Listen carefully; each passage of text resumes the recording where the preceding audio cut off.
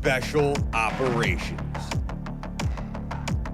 Covert Ops, Espionage, The Team House, with your hosts, Jack Murphy and David Park.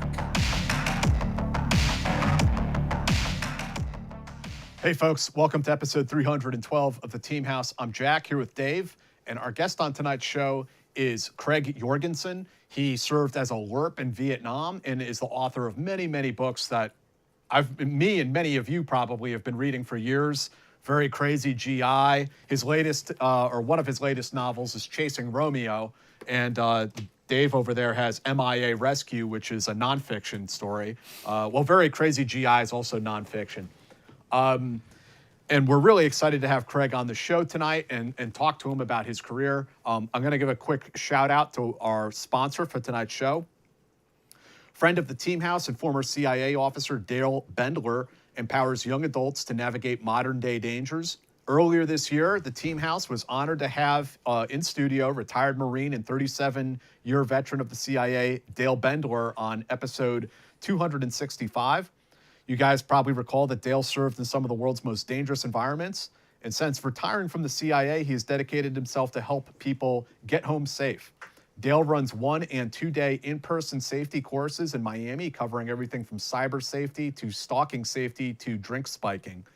From his teachings, he found that concerned parents, grandparents, aunts, uncles were specifically asking Dale to provide safety training specifically designed for teenagers and young adults. It is with great pleasure that we are able to announce that Dale has just launched an online course specifically tailored for the safety threats that teenagers and young adults face. Key areas of Dale's training are cybersecurity, including mobile phone theft, cyberbullying, sextortion, unsafe online dating practices, even emerging threats like AI-driven scams. But he also covers active shooter scenarios, physical assaults, drink spiking, fentanyl, demonstrations and crowds, transportation safety, including rideshare services, public transportation, carjackings, road rage, and staged accidents, and last but not least, stalking. Dale told the show that I may never know if I've saved someone's life. Maybe they avoided the wrong rideshare or left a party because of a bad feeling. Knowing I've made a difference is enough. So this information, the course itself, there is a 1-hour young adult safety course. It's available now at www.staysafedigitalacademy.com for $89 after a $10 discount using the coupon code TheTeamHouse. That's one word, TheTeamHouse. So my daughter is going to take the course. Got her in the chute to go in and go through the online safety course.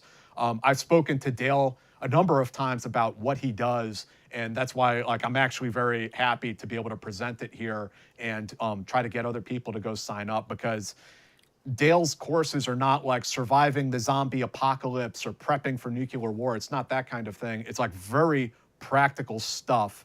Like if your kid's on a field trip and he gets separated from the class, what should they do? You know, it's very practical things for to help keep kids safe. So I hope you guys will go and check it out.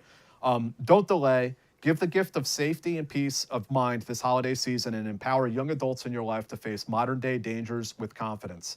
That's www.staysafedigitalacademy.com and use the code TEAMHOUSE at checkout to instantly save $10 and help young people protect themselves. We'll have a link down in the description for you guys as well to click on. So without further ado, Kregg, welcome to the show. Thank you, guys. Enjoy being here. Thank you. So, Kregg, we like to start at the beginning with our guests, ask them about their origin story. Tell us a little bit about how you grew up and how that took you towards the military. My father was career military. He was in the Coast Guard. He served in the Pacific World War II. He was aboard the Spencer, and he was also he was a Mustang officer, and he was on the LST 793 invasion of Okinawa. And so every 3 years we would move. You know, if you're a military family, every 3 years you pack up your stuff and you move. Well, the Coast Guard is on the East Coast or West Coast, or we lived in Japan for 3 years as well. But so you crisscross the country many times. So when someone says, "Where are you from?" I'd say, "Well, what year?" You know. But I lived on the Presidio at the Army base because the Coast Guard didn't have a base facilities at the time, my brothers and I. And when I was 10 years old, I got a visit at school from the FBI to look for the grenades that my brothers had and his friends had borrowed from an Army bunker. And they gave them to me to hide. They wouldn't let me throw them at 10. I was too young. But I got to carry them in my backpack. And as we were down on Baker's Beach, and they would throw them in the ocean, they'd explode, fish would come up. MPs would drive out the far end of the beach, and they would say halt, which to us kids meant run. And they said, I said halt, which means run faster. So we would scramble up these cliffs and we'd hide. Now, eventually, I think the guys got caught. So I'm in school. I think my brothers told me to hide these or go bury them. I buried them in the woods. And next, a day later, I got two FBI agents were, I think I was fourth grade or something, and came and got me out of school to go dig them up. My brothers at the time and a colonel's son ended up going, I think they ended up doing once a week, they had to report into the FBI to say, yeah, we're not doing anything. Because I was 10, they probably looked at me like I was young and dumb, which by the way, carried well into my teen years. So I grew up in as I said, a military family. On the Presidio right next to us, we lived in a duplex, was a Vietnamese family, and this is 1960. And my parents were godparents to a couple of their children. So I got to know some of the Vietnamese. So now you go brush forward to 1967, 68. I graduated in 68. And my two older brothers were drafted. My oldest brother became an artillery officer. And my other brother ended up having health issues, and he got out. And so I wanted to join because, when you're 18, you're young and dumb and you weigh like 140 pounds, I want to go fight. So went down to recruiter to join the Marines. The Marine recruiter was not there. And probably it was a good thing for the Marines. And Army recruiter was there with a toothpick in his mouth. I said, hey, kid, what do you want? I can give you anything. And of course, I signed up for what you sign up, you go do the ASVAB test. Apparently, I did pretty well in the ASVAB test. And he goes, you ought to be in Army intelligence. So I signed up for something called image interpretation. Went through basic training. I did really well in basic. I realized, I like shooting. And I shoot so much better when my eyes were open. I did really well. I went off to Fort Holabird, Maryland to the intelligence school, and I got so bored that I asked to drop out and volunteer for infantry. Now, I was 18. You can make fun of me all you want, but, it's like, this is not the Army I signed up for. I wanted to be, I wanted to do something. So I thought my platoon sergeant was going to cry. He took me into the lieutenant, and I said, yes, sir, I'd like to volunteer for infantry. I thought he was going to cry. They took me into the sergeant major. Sergeant Major says, kid, you don't want to do this. I said, Sergeant Major, I really do. And he goes, okay. And he says, we'll transfer you over. He says, do you want to go to a fort close to your home? Well, I was from Seattle. He said, we'll send you to Fort Lewis. Well, it was during the winter. I don't want to go to Vietnam training in snow. So I volunteered to go to Fort Polk, Louisiana. And then I think all three, the platoon sergeant, lieutenant, and the sergeant major cried. Got down to Fort Polk, and Fort Polk was closer to Vietnam than anything I've ever seen. Went to NCO school. I did okay. Got over to Vietnam, and when you first arrived at the repo depot, you saw this guy come out with a black beret, Ranger scroll, perfectly starched uniform, spit polished Cochranes, and they say, yeah, we're looking for volunteers to be Rangers. So about 40 of us new guys thought, we'll go sit in the bleachers and listen to this guy. And, of course you go and you listen to him, and he says, okay, if we go out 5 days at a time, you come back in, you have a 2-day stand down, then you go back for 5 more days. And we said, well, how long does the infantry go out? He says, they'll go out for weeks at a time, and there's 100 of them, and everybody knows where they are. And if you go out with 5 guys, and we said, how many people? They said 5, and half the people in the stands or volunteers left. And the remainder of us, we end up volunteering. And then we got a helicopter ride up to Phuc Vinh. Phuc Vinh, they got to the Ranger company, put us in a Ranger tent, and RIP didn't exist back then, but harassment and RIP sort of did. We had a 2 to 3 week Ranger training course, was a LRRP course. And, it began in the morning at ODOC 30. Sometimes some of the Rangers would wake us up with a CS grenade, toss it in the tent. I mean, a tent was horrible. Platoon-sized tent. You had a cot. I don't believe we had foot lockers. We had nothing but your duffel bag, because from day to day, if you didn't pass the training and you had a test, you didn't pass the test, you were gone. So we lived in this open tent, sandbags all around it. Pre-ODOC 30, they would get us out for PT. We would do our calisthenics. And in the rainy season, which it was, they'd have us crawl in the mud out to the road.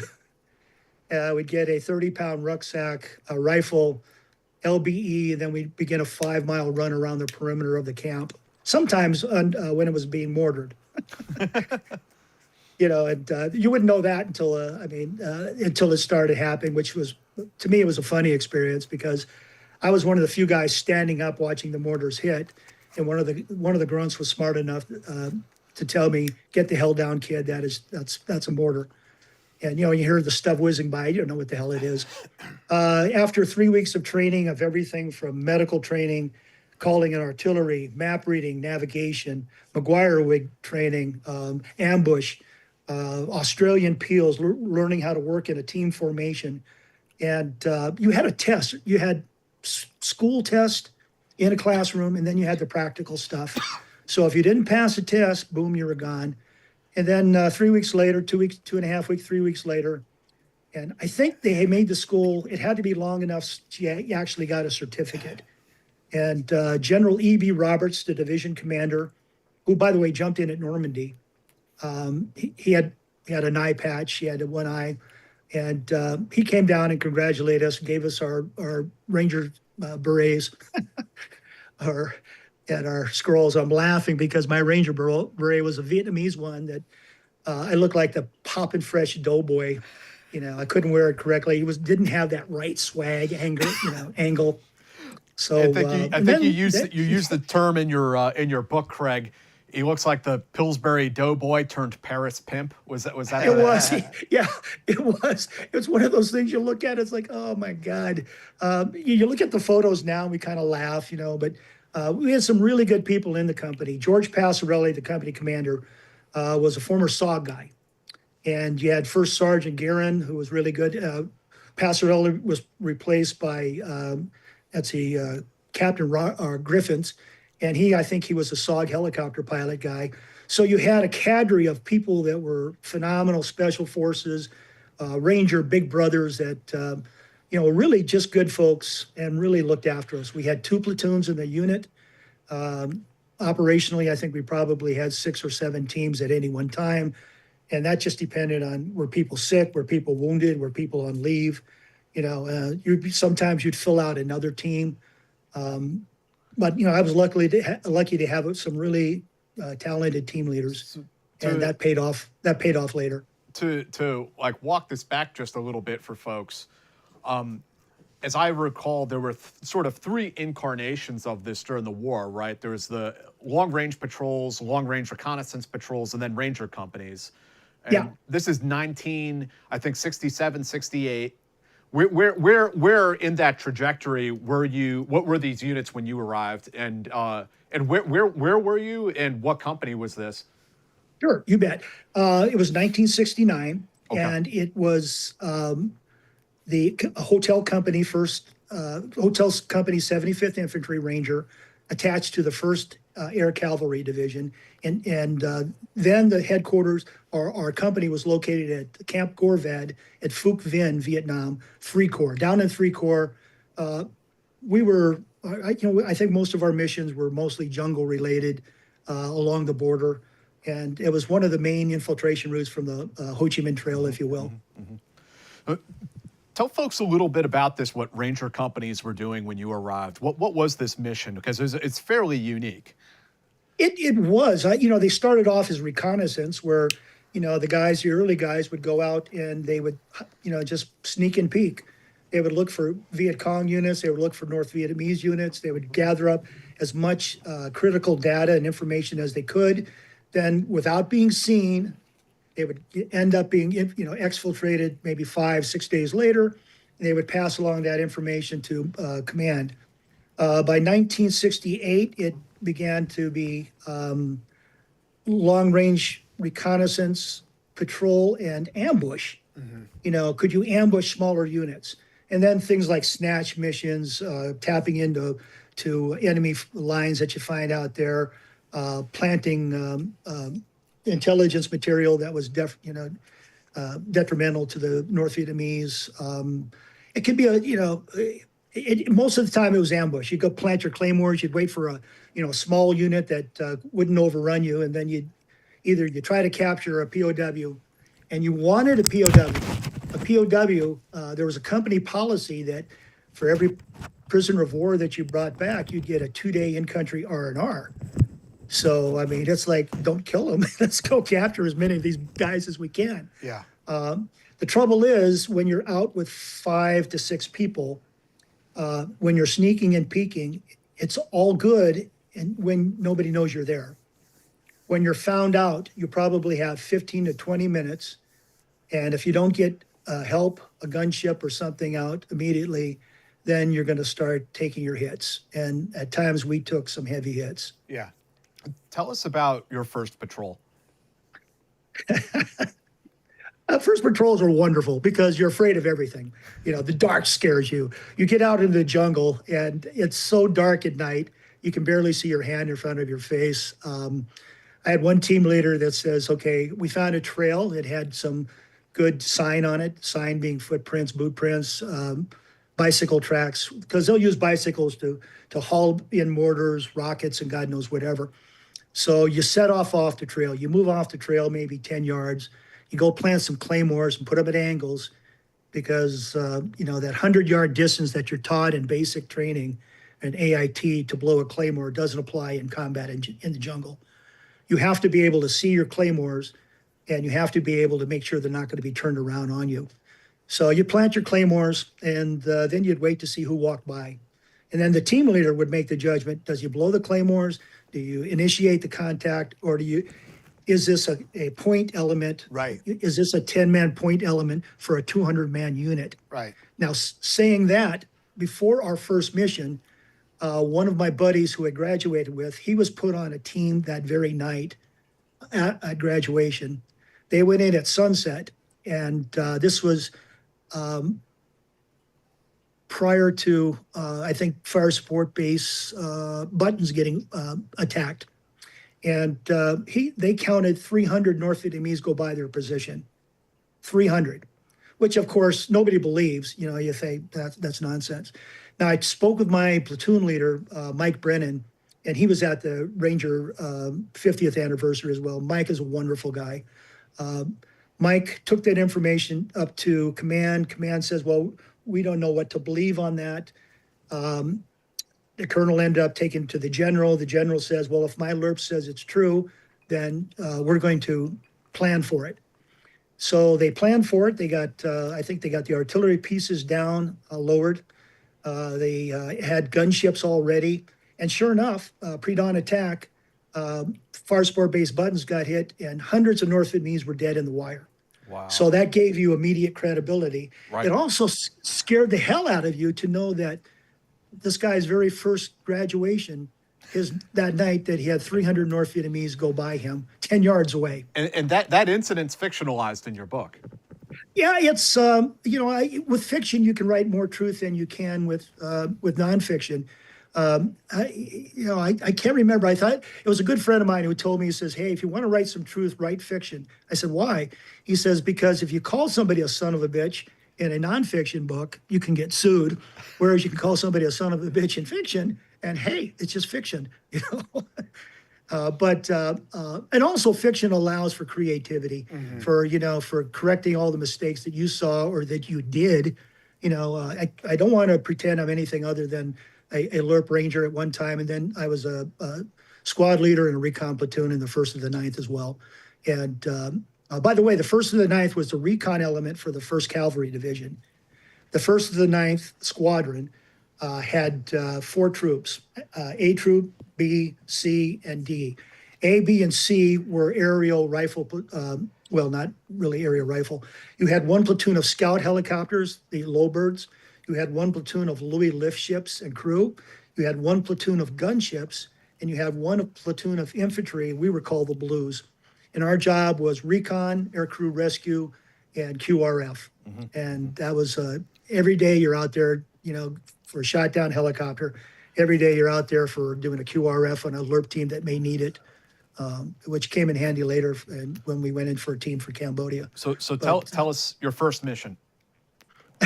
First mission, I was so scared. I think I got stuck as a medic, and you were the medic because you had to carry the extra heavy weight of the medic bag, and you have about 90 pounds on your back. You can't really stand up too straight. You're carrying a extra battery for the radio, your PRC-25, that you'll be lucky if it gets 3 miles. You're carrying all your rations, your water, ammunition, and so you set up for the night. You set up in a wagon wheel perimeter, 5 or 6 guys. I think I was on a 6-man team, the first one.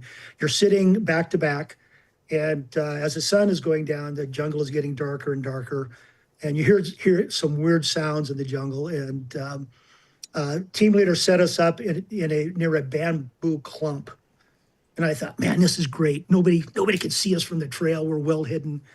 And then it suddenly occurred to me there was bamboo viper snakes in the bamboo.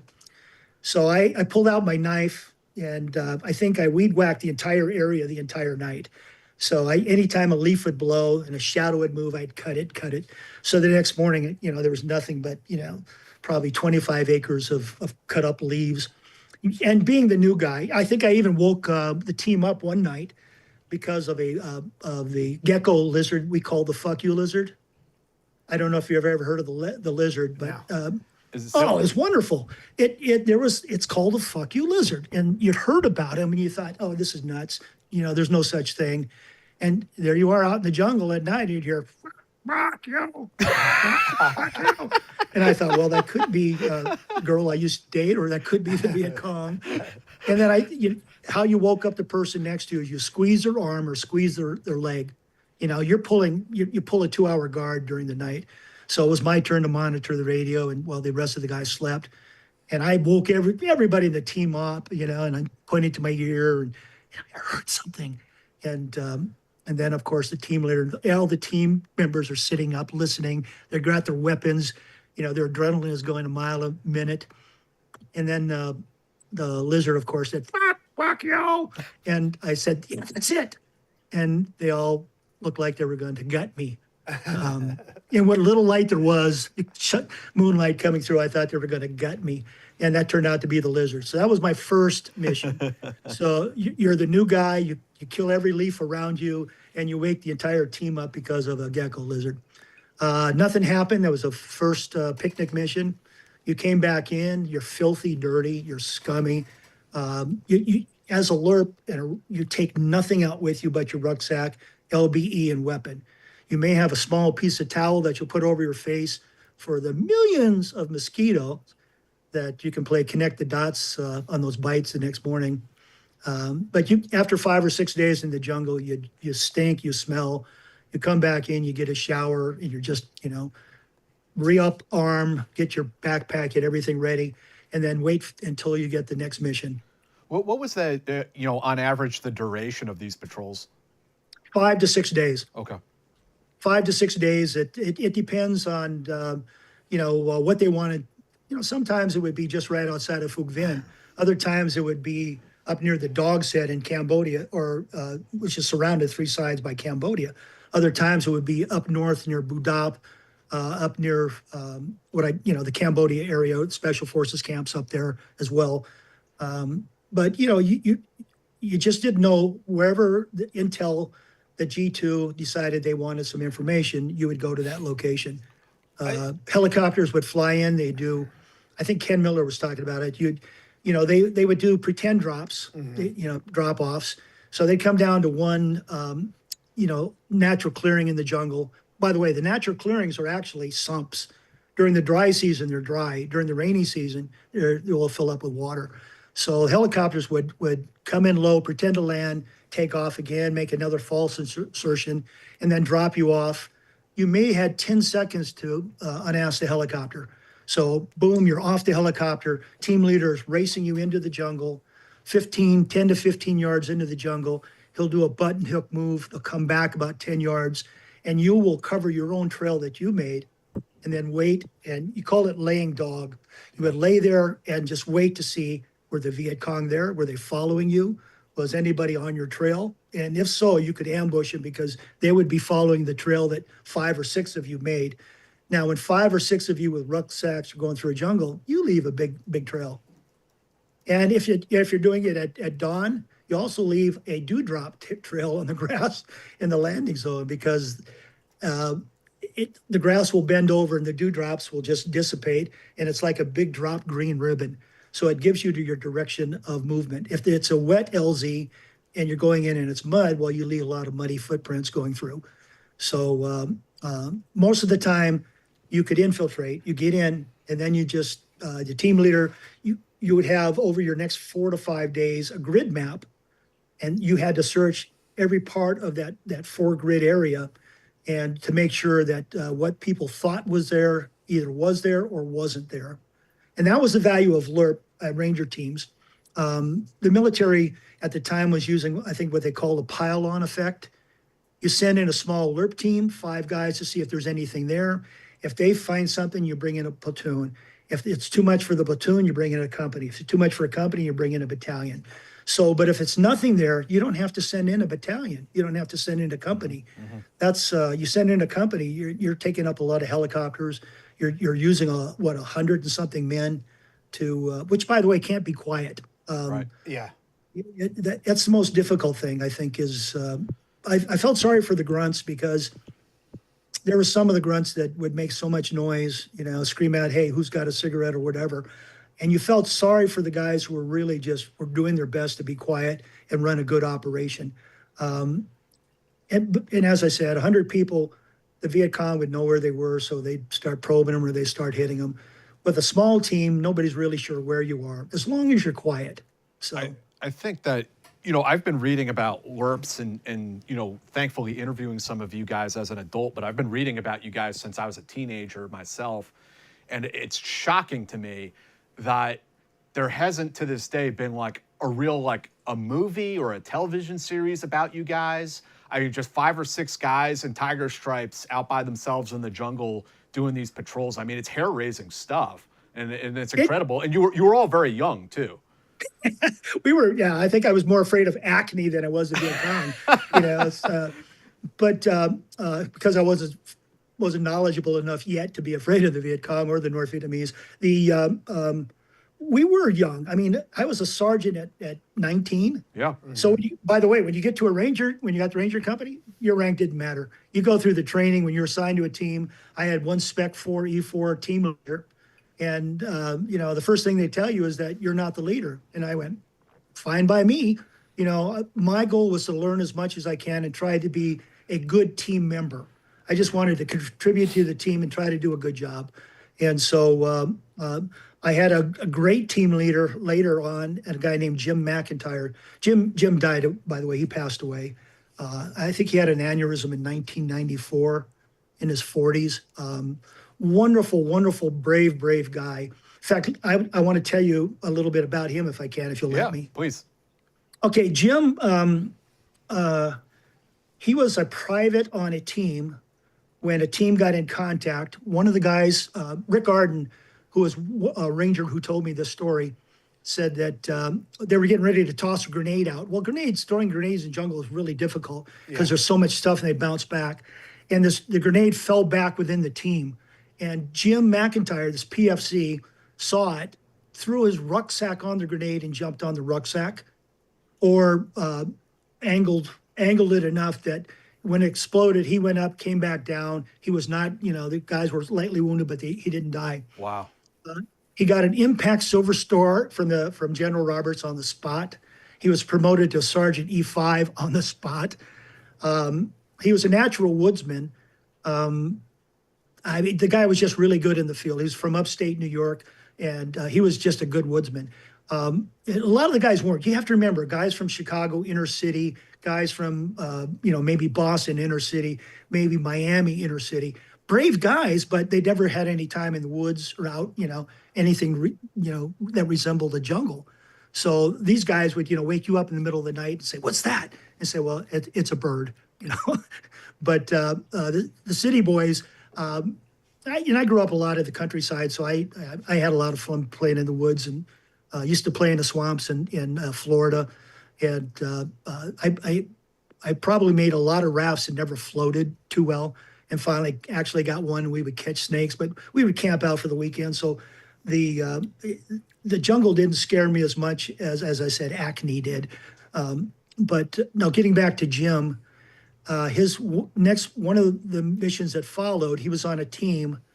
They were getting pulled out, exfiltrated out. The helicopter crashed going out of the LZ. And so a couple of guys were wounded. He went into this fire support base called Becky. And Becky proves to be an interesting story. A lot of the team members were medevaced out. He was going to be pulled out the next day. Well, that night, Becky gets overrun. And Fire Support Base Becky got overrun. I think they destroyed a lot of the artillery, hand-to-hand fighting. So Jim was involved in that on his on one of the follow-up missions. So here's a guy that is in the thick of it and has a sense and smarts enough to really take the fight to the enemy. Then the mission that I was on Jim's team, we got hit by 45 North Vietnamese. 2 of our guys were killed. 3rd one was shot up badly. And Mac was taking the fire to the NVA coming in at us, and he was telling us to fire. He didn't know the other guys had got shot and killed and badly wounded. And he turned around and his jaw kind of dropped. He got me to fire at a 180. And you're doing a 180 to keep the North Vietnamese from coming in from around you. And then he was just taking the fight to the enemy. We were fighting with every weapon we had. We sometimes would carry an M79 grenade launcher besides our M16. We had an M14 automatic that would, sounded like an M60 when it's fired. I think Jim had a Car 15 at the time. So we were, tossing grenades, and we were firing everything we could.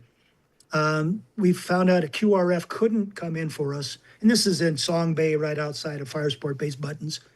So the QRF that was supposed to come in for us couldn't. They were off doing something else. And we were told to leave our dead and then E&E off to this, clearing where we would get picked up. Well, Jim kind of turned around and looked at me, and, he says, "We're not leaving our dead." And I nodded, and I thought that was the bravest thing I've ever heard anybody say. It was also the most frightening thing, because we were, you're kind of manning the radio. And I was giving the radio to one of the wounded guys, horribly wounded. The poor kid had probably, both legs were shattered at the thigh. And you're trying to fire, you're trying to pull the other people back to safety. And you never feel more useless where you can't help these wounded guys because you have to set up the perimeter to keep and we're talking 10 yards away. They kept probing at us, coming in at us and firing. Luckily, I think we were down behind a tree and the other guys weren't. But that was Jim. And Jim, by the way, the QRF that came for us came from Mike Brennan, Staff Sergeant Ernest Bostarge, Sergeant Charlie Ochoa, and a whole Greenlee, and a whole bunch of these guys from our Ranger company that got a helicopter to fly way the hell out to Song Bay where we were. They were going to repel in for us. But by that time, the medevac came in. Gunships came all around us and gave us a 360 fire. We sent our wounded guy up first. We sent the 2 bodies up. Max sent me up, and then he got pulled up. So that's the type of Rangers we got to work with, were guys who would put their life on the line to help you. And then the team leader like Jim McIntyre, who was probably, as I said, he was the real John Wayne. He was a genuine hero. Yeah. I was lucky enough to have been on the team with him. Yeah. Come back in and turns out I got malaria on that mission. So now I'm in the hospital. So my 140 pounds dropped down to 135, I think. I spent about 2 to 3 weeks in the hospital, and I come back, and I think they were concerned about me. I got called up to squadron to be the squadron commander's Jeep driver, and I turned them down, and I said I'll volunteer to go up to Apache Troop, and I didn't know how to drive a stick. I was too embarrassed to say I couldn't drive a stick, so I turned down a safe Jeep driving job. And I went up and volunteered for the recon platoon up at Apache Troop, where some of our Rangers had gone to, because you get tired of going out with 5 guys. And our recon platoon up there, we had 23. We had 4 machine guns. Now, a platoon has only authorized 1 machine gun. But since our job was aircrew rescue, every time a helicopter got shot down, we would borrow an M60. So, and our platoon leader, who was a Special Forces Lieutenant Jack Hughley, he didn't care. The more firepower we had, the better. So our 23-man platoon had 4 M60 machine guns. All the gunners looked like Pancho Villa. Most of us carried an extra 100 rounds for the 60. And it came in really handy with firefights, and we got into a few. We got into a really bad one on March 19th. And we ran into a battalion. Craig, I'm sorry to interrupt. I got to let Dave do a shout out to our other sponsor. We'll get right back to that one, okay? Piece of cake. And actually, before we go there, because I wanted to ask you a couple of questions about about the LRRPs or about the recon missions. But real quick, thank you to our sponsor, GhostBed. If you sleep hot at night, and many of us have, and I still do, I'm a hot sleeper, you know just how disruptive it can be. Whether you're having trouble falling asleep, you're waking up sweating in the middle of the night, or all the above. That's where GhostBed can help. As the makers of the coolest beds in the world, GhostBed is your go-to for cooling mattresses, cooling pillows, and even cooling bedding. From their signature Ghost Ice fabric to patented technology that adjusts with your body temperature, every GhostBed mattress is designed with cooling in mind. So whether you want a plusher mattress that cushions your shoulders and hips, or a firmer option with exceptional support, your GhostBed will keep you cool and comfortable all night long. When you purchase a GhostBed mattress, your comfort is guaranteed. You can try out your mattress for 101 nights risk-free and make sure that it's the right fit for you. Plus, they offer free shipping, and most items ship within 24 hours. If you're not sure which GhostBed is for you, check out their mattress quiz. You'll answer a few questions and get your personalized recommendation, or reach out to their friendly team of sleep experts for all the help you need. Even better, Team House listeners can now get 50% off site-wide for a limited time. Just visit ghostbed.com/house and use code HOUSE at checkout. Again, that's ghostbed.com/house with the code HOUSE at checkout to saving whopping 50% off site-wide. Also, if you're not in the market for a bed, check out their pillows, check out their bedding. It's all great stuff. So, Craig, I'm curious because you mentioned when you guys were going out with with Rangers that that you'd go and do these block searches or whatever. At that time, was intelligence driving operations, or was operations driving intelligence, or was it a mix of the two? I believe intelligence was driving operations. They would send you into an area where you have to remember the 1st of the 9th, the 1st of the 9th Squadron owned the LRRP company. They owned the scout dogs. They owned all the recon platoon, the recon element. 1st of the 9th was the recon element for the division. So typically a pink team, a low bird, a OH-6, a scout helicopter, and a gunship would go out first light. And they would go searching, looking in the jungle, and the low bird would be flying at treetop level, looking for trails, looking for bunker complexes. And if they spotted something, that would give them some intel to pass along to, your S2, your G2, God knows. But who knows what the finer minds were thinking. Right. But in theory, all that good intelligence would go back, and then they would designate missions or patrols from that.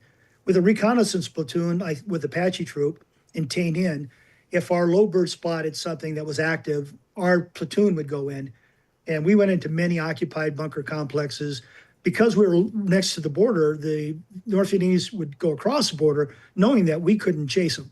Right. So we would follow up to the border and then be told, to stop. Sometimes they would get occupied and you'd be in a fight for your life. That we took some hits, and March 19th is the mission that I'll get to that a little bit later. But the intelligence, I believe, dictated the missions. Yeah. Well, and I can't remember my other question now, but something just came up for me. When you were watching, based on the border issue in Vietnam, because it was a very real issue. Oh, yeah. Based on that, when you were watching the war in Afghanistan unfold and knowing that like a lot of the Taliban was coming across the border of Pakistan and then going back, what were your feelings about that? I was so angry that I just felt so sorry for the Afghan vets, because I knew that, what is Afghan? The, empire of lost armies, that you knew that eventually you're going to be pulled out. And I just viewed it as a desert version of what Vietnam was. And my daughter spent 20 years in the Air Force, and she was in Special Operations Intelligence. And every time she was in Afghanistan, Iraq, or Syria, I would go nuts. I have nothing but immense respect for the veterans of Afghanistan and Iraq and elsewhere, other places that they go to, because I think nobody appreciates the military until the barbarians are at the gate. Right. And I didn't like the pullout of Afghanistan. That made me cry. It just reminded me so much of Vietnam. Yeah. That we left so many great people behind, and cut it and run, if you will. Yeah. And it's and I've spoken to some Afghan vets, and you guys got my admiration and respect, because that's, as I said, I think that was a desert version of what we went through in Vietnam. Yeah, and it's interesting that it played out in so many ways. It played out the same, and that somehow borders tend to be our kryptonite. Like the enemy is always safe across the border.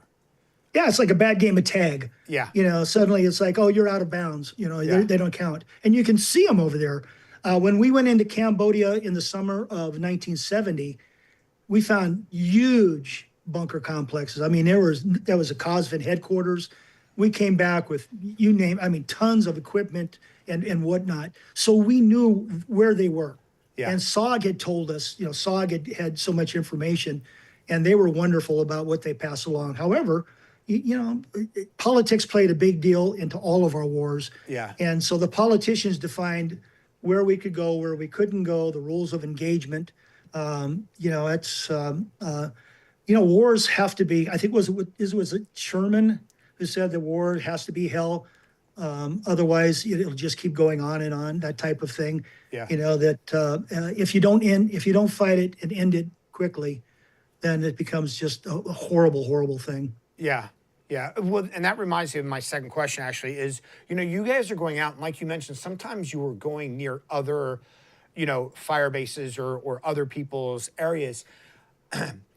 How were you guys managing, like the battle space deconfliction to ensure that you weren't, blue on blue engagements weren't happening?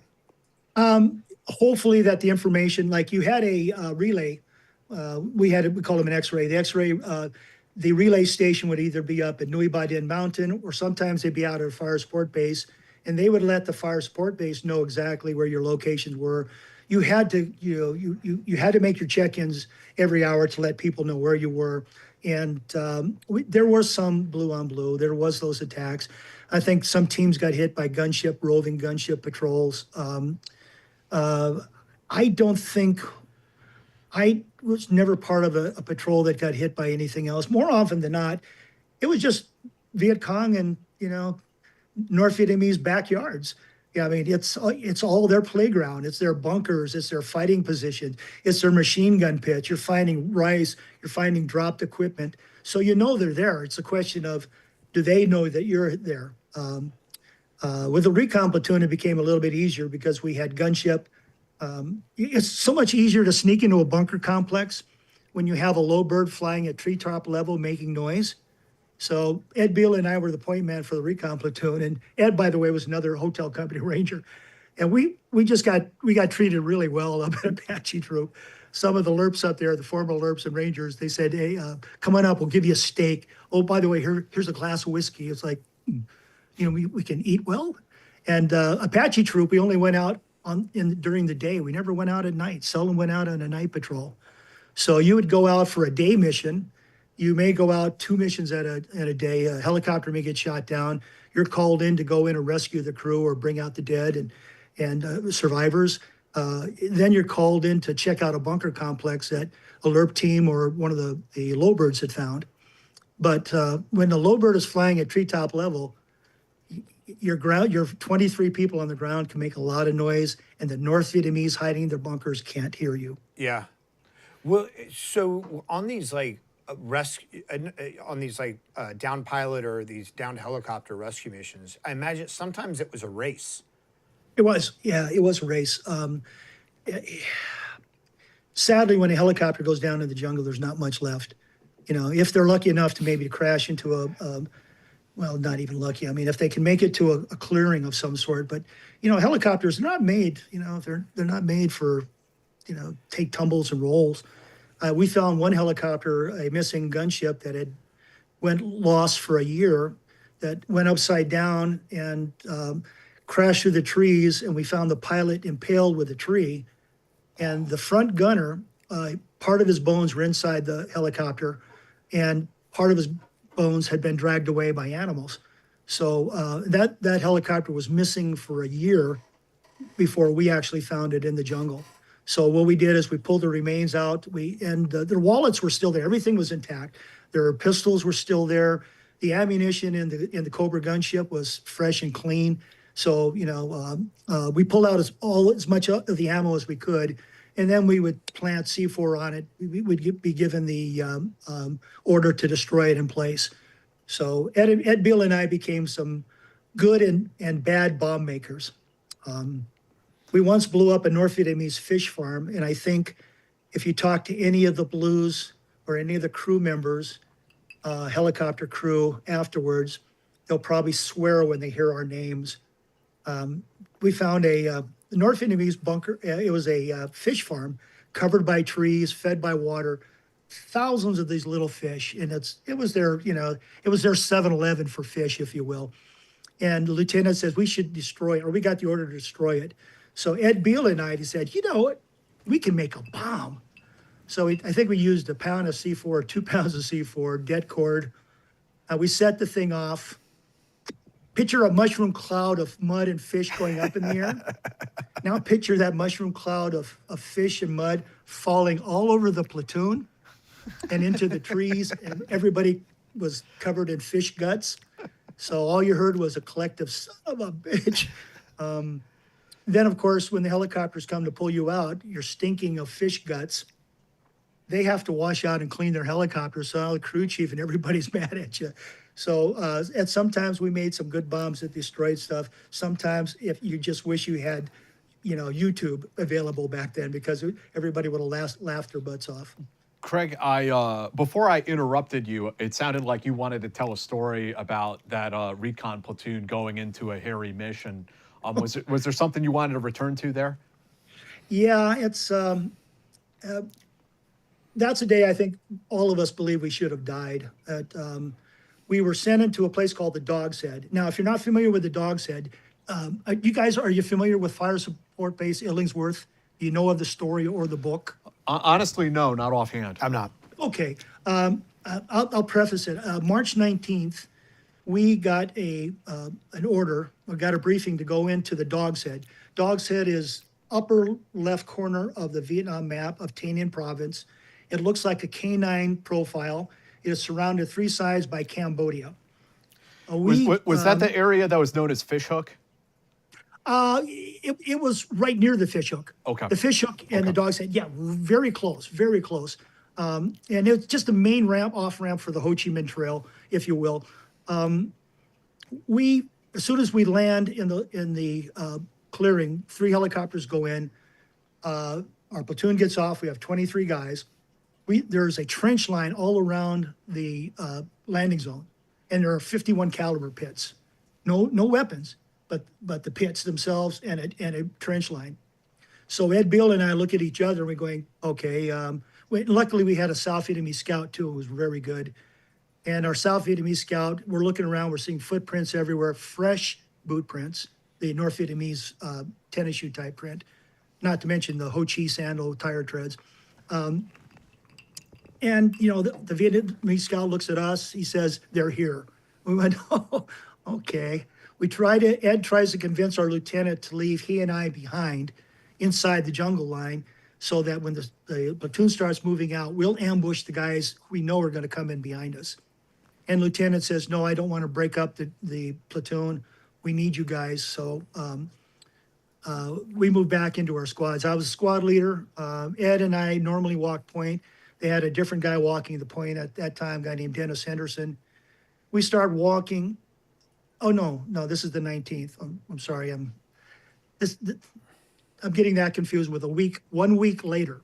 Okay. But we start moving inside. We're finding fighting positions. We're fighting bamboo camps. We're finding helicopters made out of bamboo.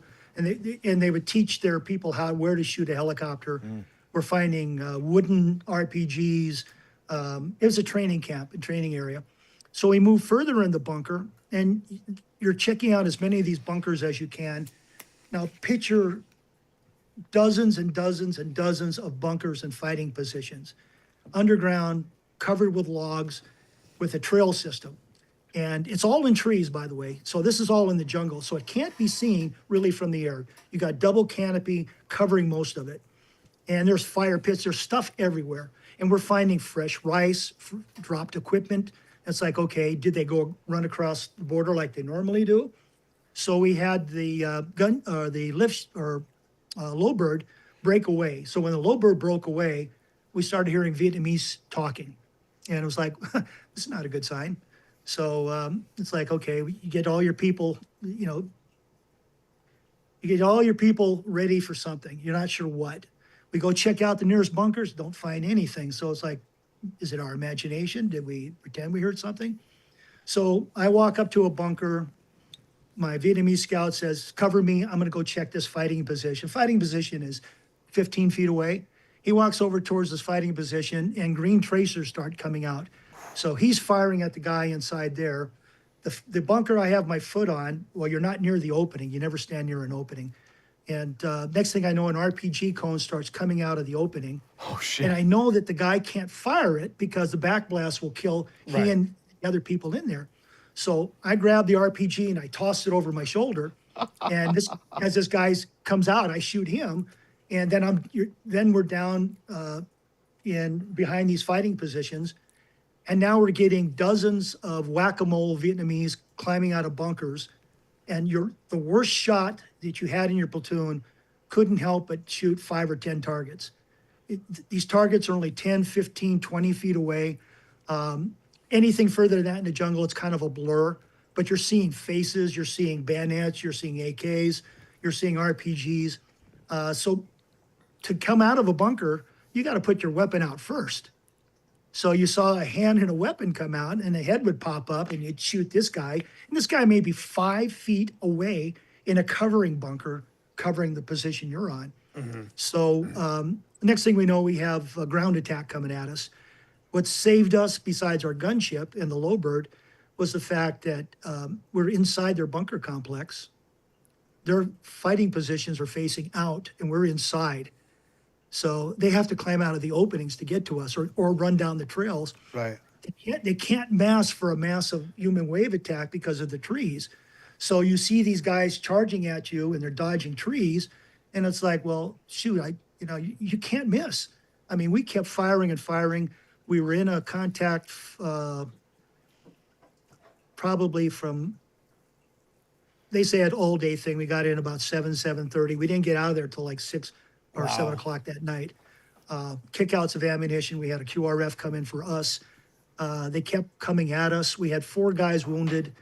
Ed Beal, one of my best friends, the other Ranger point man, he got grazed with a bullet on the side of his head. He's right next to me and he's bleeding. Now, head wounds, of course, look horrible. Right. So, and I grab him and He goes, no, I'm fine. Leave me alone. It's like, you don't look fine. You know? Now, and he moves off to another bunker with our scout, and the bunker that I'm on, I figure, okay, I know I shot and killed the guy in there. I shot him in the head. I know he's dead. So I start to move, and near the firing position, an AK-47 starts coming out. So I'm right next to this thing, and I see this, the wooden stock up top. So I grabbed the AK and I yanked that out. Then I threw a grenade inside the bunker that had the RPGs. So, yeah, 2 and 2 never came out to 4. So you have some hearing issues, I take it, to this day. The whole bunker went up, came back down. Now you're sitting in a depression, and you can't hear, bleeding out the ears. The medic comes running up to me. I go, no, I'm fine. And we're grabbing AKs. We're using all of our ammunition. Now, we would go out with 25 magazines. We would carry an extra 100 rounds for the M60 gunner. I tried to get my guys to carry at least 3 grenades each. They could carry a backup weapon. I carried as a backup weapon an M3 grease gun. By the way, Jack, that I bought off a Special Forces guy. You don't say. Yeah, I'm shocked. I'm shocked to hear that. One of our guys bought a Thompson submachine gun, and we were trying to buy the flamethrower, but our lieutenant wouldn't let us. So 25 magazines. I mean, obviously, maybe not obviously. Did you carry a lot of that in your ruck then? I mean, how many did you have in your rig, and then how many were in your ruck and stuff like that? We didn't carry rucks. With the Apache troop, with the recon platoon, we only carried ammo. Okay. So we went hunting for bear. So one of the guys from Korea had a Browning automatic. He only had, I think, 4 or 5 magazines because the thing was too damn heavy. Yeah. I think I had 3 30-round magazines for my M3. The springs were kind of worn on it. So, I mean, it was like boom, boom, boom, boom, boom. But you didn't have to worry about emptying out 30 rounds real quickly because you could knock down a tree after about 4 or 5 hits with a 45. But it was heavy. And thing never, M3s never jam. I mean, it's the most simplest weapon I've ever seen. My M16, I think I fired up all 25 magazines. We had a Japanese photographer with us that day. We got kickouts of ammunition. I get a tap on my shoulder, and I look around, and the photographer gives me a loaded magazine. So he's loading magazines. Okay, I was going to ask you, when they would do those kickouts, would it just be a speedball of ammo, or would they be preloaded mags for you guys? No, it would be nothing more than a case of 5.56 or a case of 7.62. And some were dropped over in the North Vietnamese areas because we were that close. Right. And it's kind of like, well, okay. But they can't use it, thank God. Yeah. Right. And then after about 3 or 4 hours of continuous, I mean, we had guys come at us. I killed a guy coming at us with a bayonet, and he died. And I'm not kidding you, right where you guys are sitting, right that close. Yeah. And when I grabbed his weapon and pulled it in, because I thought, well, if I'm going to run low on ammo, maybe I can grab his magazines. He had a rag in the end of the barrel, and it was fully loaded. So he could have shot Ed Beal and I, but instead he wanted to bayonet us. So his anger, I always tell people, his anger and hatred towards us got him killed. Yeah. So, and after about 3 or 4 hours of the firefight, you're getting kickouts of ammunition, and then you're beginning to wonder, what have we gotten into? And we have bodies all around us now. Yeah. And they're still coming. Yeah. It's like, holy crap, when is it going to end? Our gunships, we were outside of artillery range for any fire sport base. So the gunships were protecting us. Well, maybe I don't know if we were outside, because our lieutenant was doing everything to call in. He kept our platoon really tight, and God bless him, man. He was a brilliant guy. And then our gunships from Apache Troop, our own people, just started pushing them back and pushing back the North Vietnamese. So we only had to deal with the ones that were closer to us. Yeah. And at the end of the firefight, let's see. We had a platoon of grunts from Fire Support Base Illingsworth come in, supposedly to be a QRF. Now, before we got out of that, as we were trying to make it our way back to NLZ, we got into another firefight. I'm doing slack behind Ed Beal. Ed Beal kills a machine gunner and his loader on a trail, and I'm shooting at another guy next to them, and we start taking this machine gun fire. So now we're in another firefight for about another 30 minutes. Less than 25 yards from the open clearing where we need to be for the helicopters. Yeah. Where the rest of the grunts were. And So we finally worked our way out to that. I had probably had 2 AKs over my shoulder. I think I might have grabbed an RPG because I didn't want those bastards to have that. Yeah. And they're, by the way, they were firing at RPGs at us. Well, you can't fire RPGs in the jungle. Yeah. I mean, these things, you know, you're raining shrapnel. Yeah. And I can laugh about it now, but I can tell you very much at the Terrifying. time, yeah, you're pretty much pissing yourself going, well, you know, this is probably it. And they just kept coming at us. We were credited with killing 39. We know there was more blood trails. So we come back in, you're dead butt tired. Our squadron, our Apache troop commander was a guy named Paul Funk, Captain Paul Funk. Now, Paul Funk retired as Lieutenant General Paul Funk. And let me just tell you, this guy was a wonderful guy as a captain. He was a gunship pilot. And he was the guy that you wanted as your troop commander. We get off the helicopters. 2 of us, or 3 of us, 4 of us had to go to the hospital first, the field hospital, to be treated. I had a mild concussion, some shrapnel in my back from an explosion in a bunker that I don't know how it happened. It's kind of like, yeah, well, I wasn't thinking very well. One of my guys got shot in the thigh. Ed got grazed. So we come back from the hospital. We have to go back the next day, but we come back in and Paul Funk has the cooks grilling steaks. And we come back into the company area. He hands us an ice cold beer and shakes our hand. You know, it's like, I don't recall anybody ever doing that. You know, it's like, okay. He actually gave a damn about us. Now, 6 days later, well, not even 6 days later, after the 19th, on the 25th, we were sent back into the area. So guys in my squad, I couldn't get convinced to take more ammunition. Now we're carrying cannons, you know, nuclear bombs, you know, anything they can find to take with them to kill, Right. you know. We don't want to repeat what happened. Right. So we come into another landing zone, a different clearing, and sure enough, there's machine gun pits all around that. And there's fresh footprints, and there's dropped equipment. And it's like, okay, we don't believe they're running back across the border. So Dennis Henderson is walking point at the time. Ed Beal and I primarily walked point for the reconnaissance platoon. And Jack Hughley always says that we were his A-team. And Ed and I, thanks to our South Vietnamese scout, got to be pretty good at point. And I think it had to do with being a LRRP or a ranger. When you're in a squad or in a platoon, in a company, when firing happens, you don't know what's going on. All you hear is a firefight. Right. But when you're on point, you know exactly what's going on because there shouldn't be anybody in front of you. Right. So Dennis, we take a break.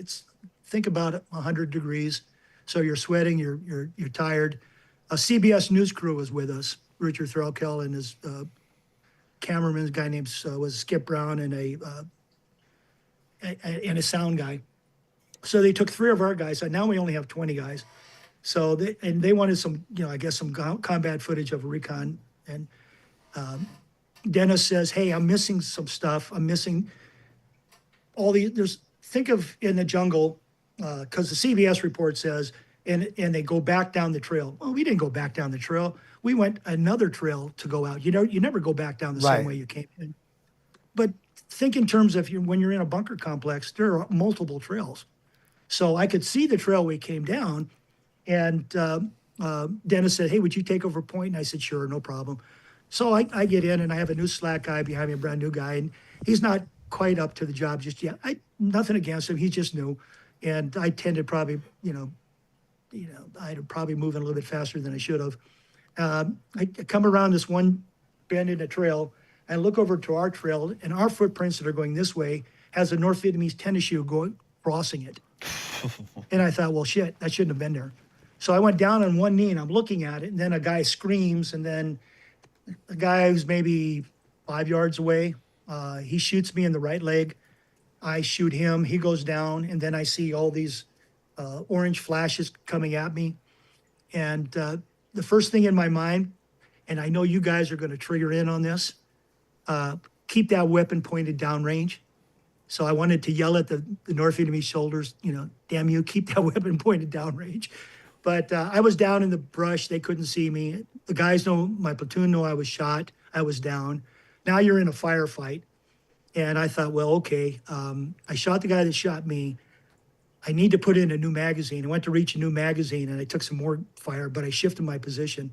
My front thigh muscle popped out, probably, I don't know, rose up about this high. Wow. And it's ugly. I took off my first aid bandage and it's too small. It was too small to wrap it up. So I took off my shirt. I wrapped my shirt and used the sleeves to tie it closed.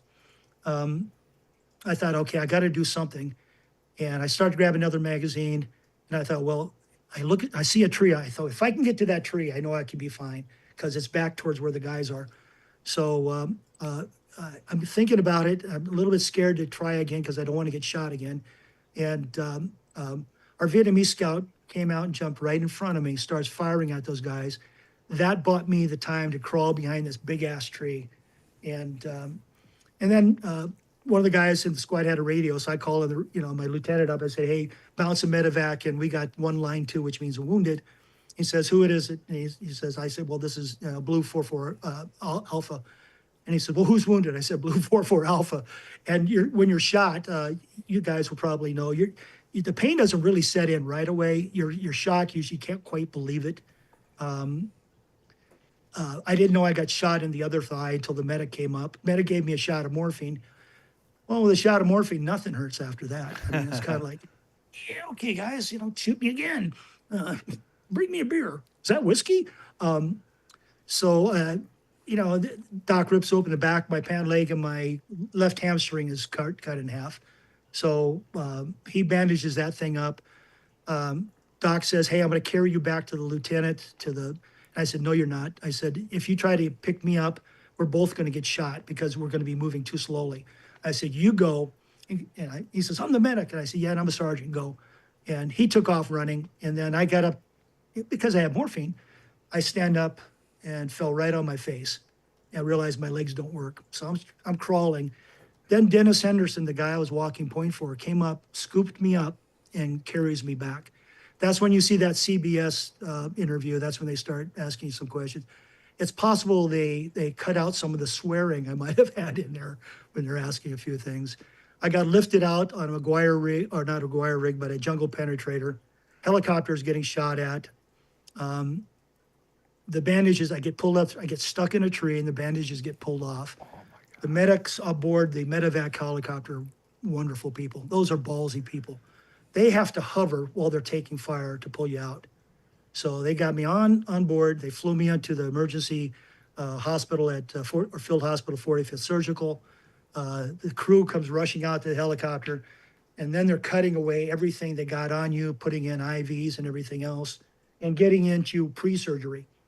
And the pre-surgery is to close off anything, arteries, anything that's bleeding, pulling out dirt. Your uniform is dirty, by the way. Any cloth that gets in there gets infected. Right. And Vietnam being so high in heat, which you guys probably found in the desert, even a small cut will get infected. So that night, that afternoon, Paul Funk and the platoon leader and the guys came in and said goodbye to me because we thought, I thought I was going home. And I have all kinds of morphine in me, so I'm just happy. I have a pillow. Now, Jack, tell those people with the ghost beds that sleep not only is essential, but good sleep is wonderful. Yeah, and morphine helps. And morphine helps. And I was sleeping on, drinking a Mountain Dew or something. And I just thought, boy, this is great, until the morphine wore off. Then they flew me out the helicopter next morning to Cu Chi. Medics came rushing out, took a look at your tag, whatever it is, said about your wounds. They sent me down to the 93rd or the 24th Evacuation Hospital, Long Bin. And that's where your surgery takes place. They pull you in, and it's a meat house. It's a butcher shop. Yeah. There's probably 10 to 15 guys waiting to go in. There's just double doors that open up and all kinds of surgeons in there and crews. And they dragged me in there. And, your anesthesiologist gets real clever. He hooks the crap up and says, count from 100 backwards. And I think I got to 98 and I was out. You wake up, I think I was hours and hours later in a darkened, very serious injury ward. And that frightened me more than anything. Frightened me more than anything I've ever seen in the jungle or outside of the jungle. And it's a bunch of young guys. Yeah. That's where I have immense respect for the nurses and the doctors and the medics. But Yeah, so that was, and I didn't get my one-way ticket out of the Vietnam War, as that CBS News thing says. That was 6 days after I got my second Purple Heart from the shrapnel. So now I have my third Purple Heart getting shot. And each one seemed to up the ante. And I thought, well, okay. Then I volunteered to get out of the hospital, go back to my unit. Now I'm a mature 20-year-old, so I still don't know squat. My IQ is probably 2. Get back to my unit. My first sergeant, he didn't know what to do with me. He says, "Oh my God, I sent your stuff home. We thought you went home." I said, "Oh, okay. Go back to your hooch." I go back to my hooch, and there's a new guy in there who took over my hooch. And he said he took over from the sergeant who got greased. And I said, "Well, that's me. Get out." My buddies came back in, and then I ended up going back else for some other missions. Now, now you have to remember, March 19th is the day we ran into the battalion. Mm-hmm. March 25th is the day we ran into more of the same battalion people where I got shot. 6 days after that, Fire Support Base Ellingsworth was overrun, and that's in the Dog's Head. There's a book about it called Fire Support Base Ellingsworth. Apache troop is not mentioned at all in there. You would figure the intelligence would have gotten to the hires to know what we ran into on the 19th. Right. But for some reason, it didn't get mentioned. But now Jack Hughley, our retired Special Forces lieutenant, who became a captain, he ended up as friends with one of the guys, one of the lieutenant colonels, or captain who became a colonel. And the captain didn't know anything about our firefight either. And they were in a firefight the very next day in our same area. So they hadn't received that information. But on Illingsworth, the mortars, this was a brand new fire support base. I think I've read where they had maybe 1 or 2 strands of barbed wire up and a berm. That was it. They had artillery shells, and I don't know if this is the case, if memory serves me correct. Usually they would ship them underneath a bunker so that if incoming came in, they wouldn't get hit.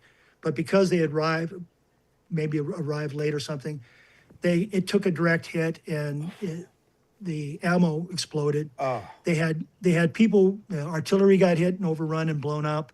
Pete Lemon, a former Ranger with a division, could be the Big Red One. They had gone home. He was finishing his tour with a recon platoon that was on Ellingsworth, and he got the Medal of Honor. So, and if you read his story, it's one hell of a story. And but that was all in March, within a short period of time. So every time I hear the Dog's Head, I tend to cringe a little bit. Yeah. It's kind of like, yeah, I don't have good memories of the Dog's Head. Do you know why was the intel getting stovepiped? Was the dissemination just not fast enough? Like, why didn't these elements know that you had been in contact? I think I believe you hit the nail right on the head there, Dave. I think stovepipe and the information, the communication methods, if you will. Nowadays we have cell phones and we have the internet. We can find stuff out instantly. Back then you had a field phone, you had a Prick 25 radio. You had stuff that was after action reports that may have taken a week to write up. Right. And may have been turned over to battalion or squadron. Squadron got them up to headquarters. That could have been 3 weeks later. So I've read one sergeant major was telling me that he thought they had, when they left, he thought they had 3 metal filing cabinets of information that was never acted upon, that they took with them, that they just couldn't go through it enough and get it to send out. Right. They can't process it fast and enough. and to be fair, like, things were typed up, and things were typed up. There were hard copies, and then how do you disseminate it?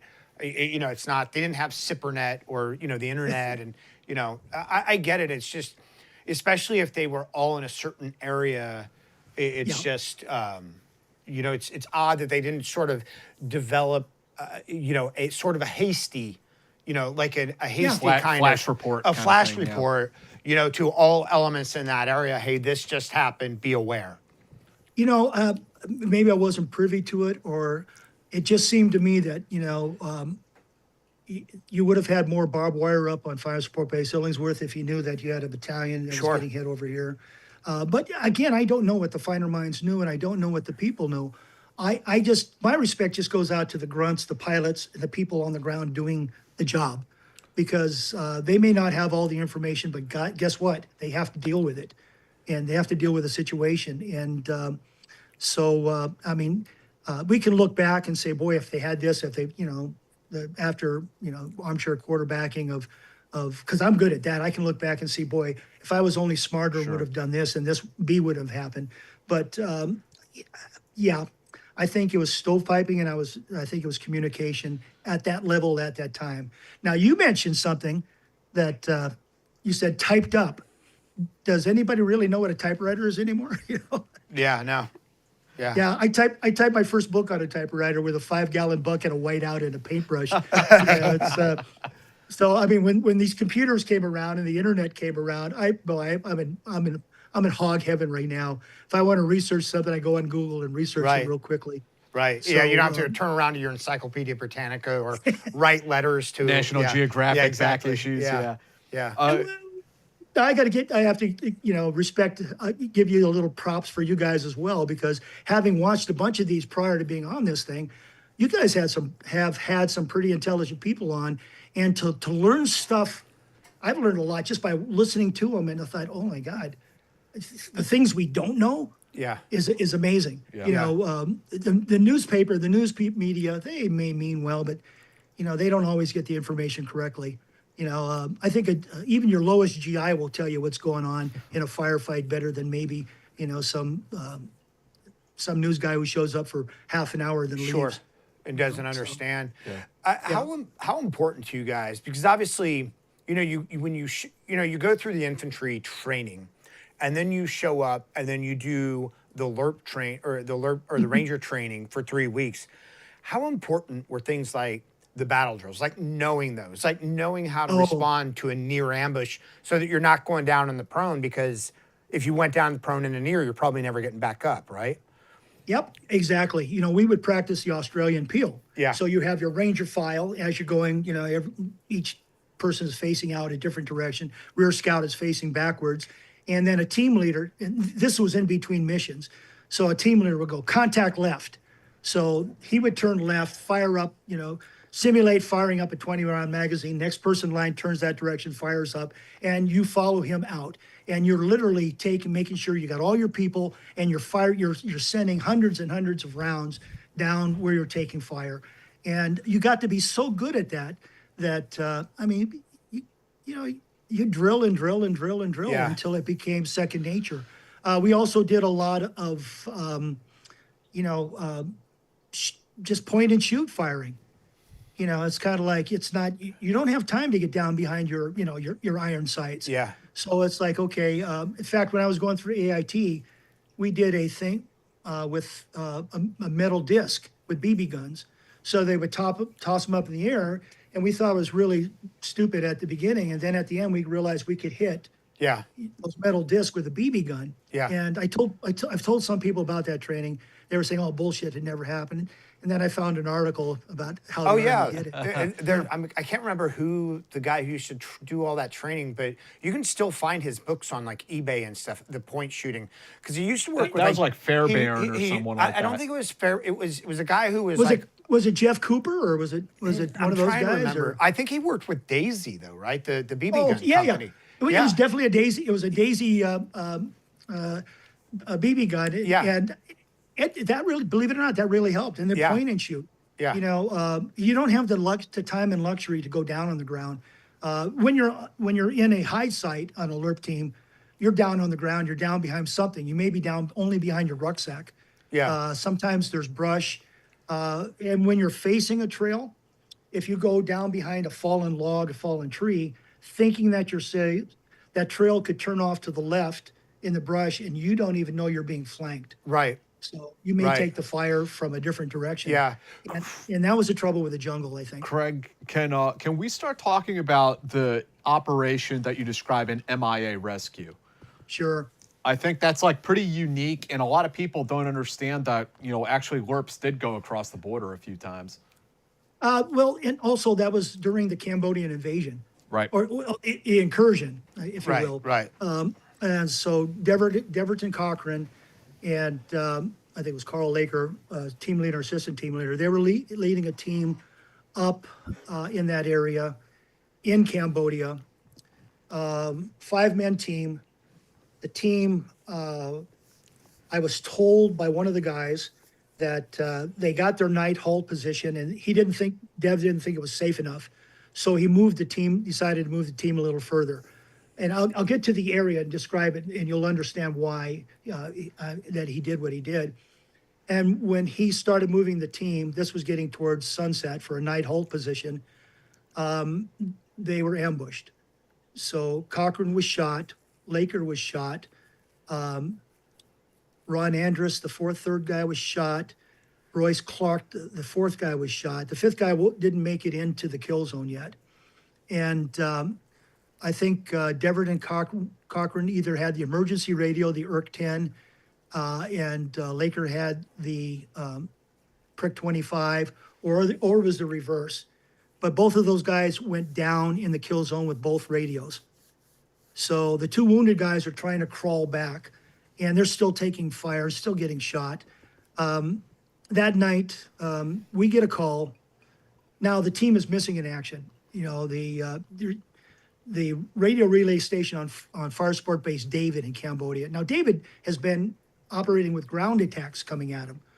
And we're talking dead bodies. Even before you're flying there, you're seeing dead NVA soldiers everywhere. Mm-hmm. So they lost contact with the team. Now they heard the gunshots. So they heard something was going on, but they had no way of knowing. They couldn't contact the team, not a good sign. So we got a call that a team was in contact and missing in Tay Ninh. And my lieutenant came knocking on the door saying, hey, we need volunteers to go on this mission to try to locate these missing LRRPs. Now, having been in a team that got hit, man, I owed these guys a whole bunch of stuff. So Ed, Bill, and I volunteered. We started going from a hooch to find volunteers. We had about 15 of us. Dwayne Bloor, Tony Cortez, Jim Braun, the radio man, Doc DeValle, the medic. So you have 15 people. We're flying out that night in the rain. Bill McIntosh was one of the helicopter pilots, and it's foggy and it's rainy. We land pre-dawn at Fire Sport Base David, just as the sun's coming up, and it's a mud pit. We get inside the base camp or in the Fire Sport Base, and one of the Rangers, Dwight Hancock, who had escaped and evaded, made his way back to the Fire Sport Base, and he's the one that told them what happened. Wow. And so he said, he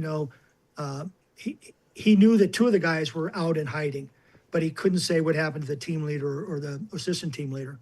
So he said, okay. So we got back in our helicopter, and we started flying out in the vicinity of where the team was last known. And now it's foggy. The rain had stopped. Now it's foggy.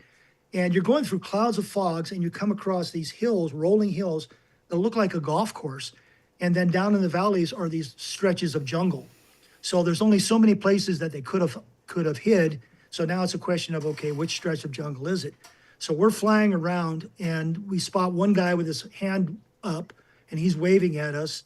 And our crew chief is about ready to shoot him because you can't tell, here's a guy in Erdl, with the flower pattern on and covered in blood and dirt. So we say, hey, don't shoot, that's one of the guys. We go down there, we pull him in, and poor guy is just badly, badly wounded.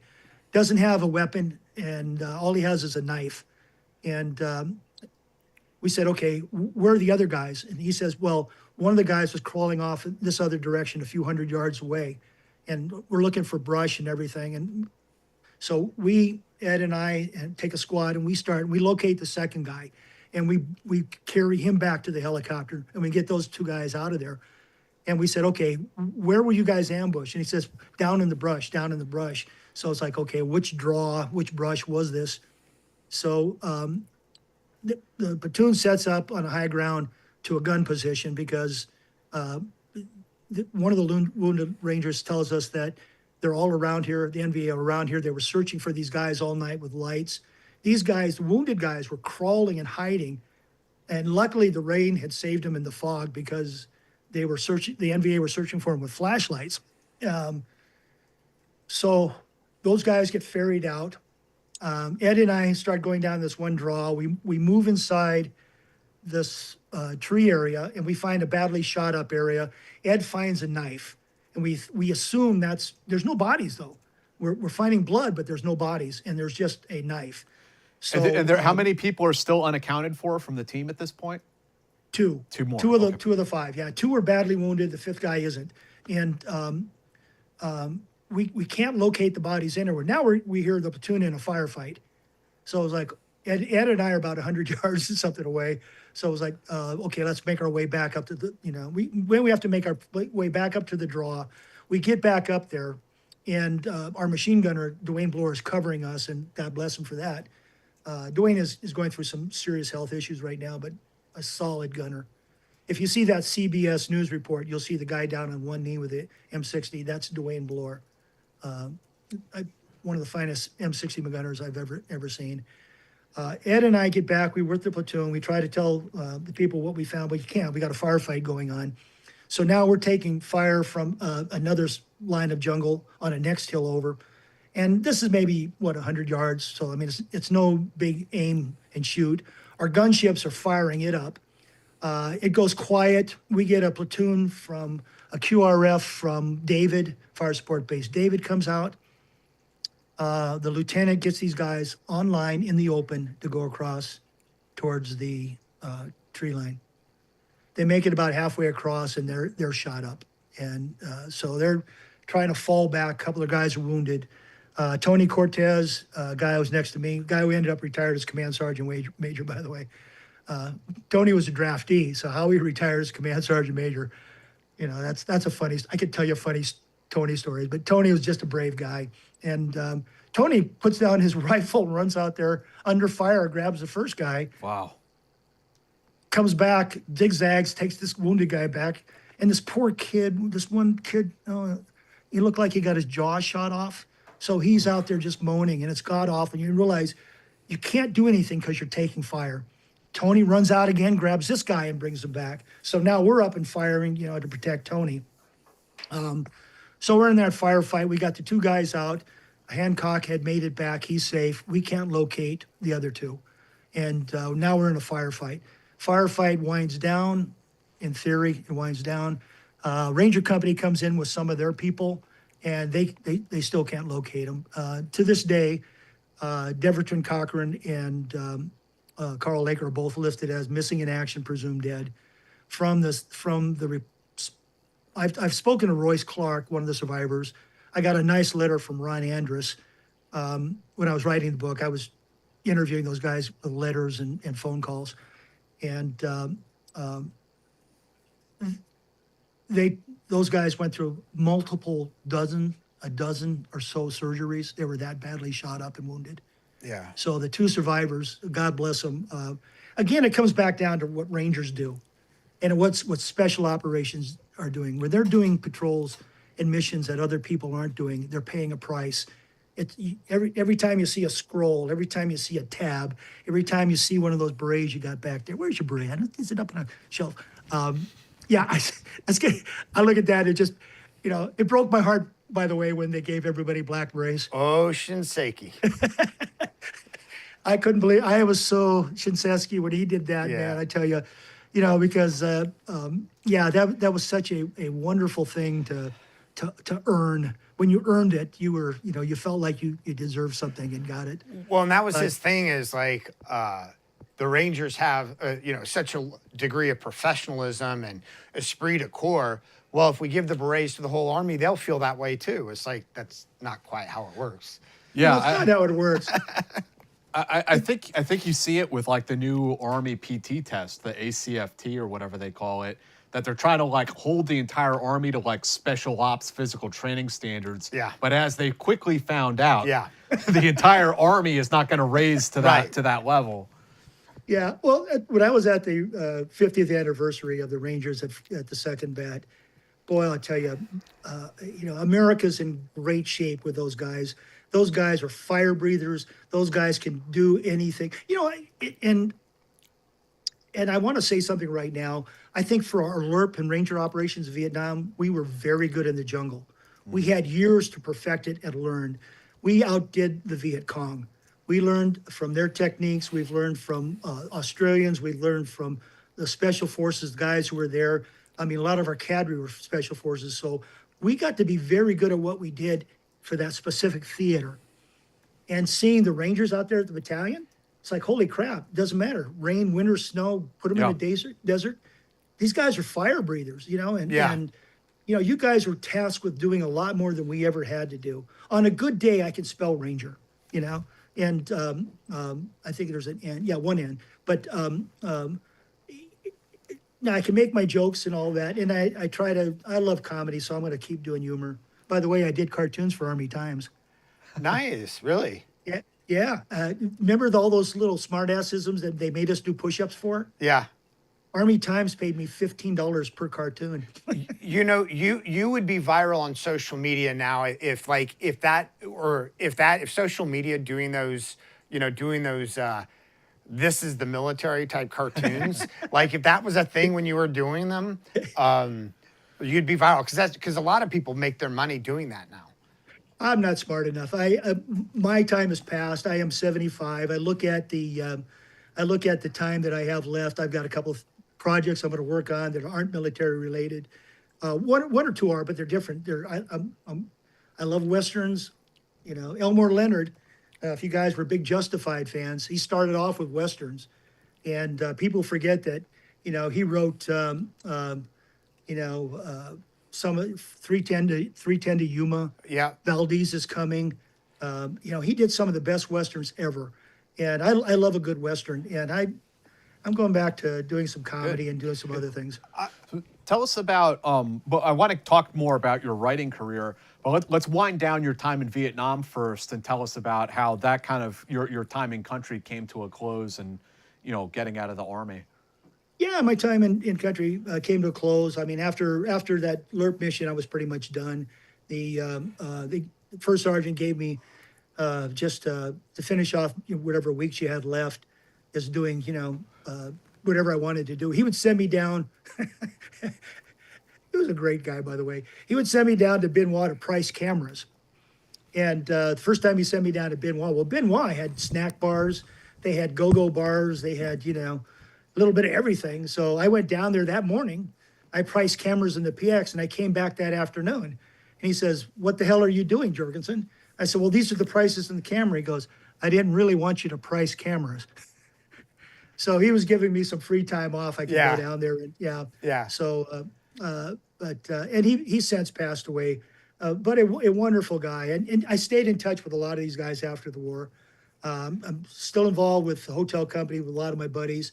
I'm still involved with Apache Troop, and it's and you know, your military buddies are your military buddies. They're family. Some are family. Some are like, you know, if he says, well, all military guys are brothers. Yeah, well, Cain and Abel were brothers. Yeah, you know? Right. Yeah. But we respect and admire the good ones. Yeah. You know?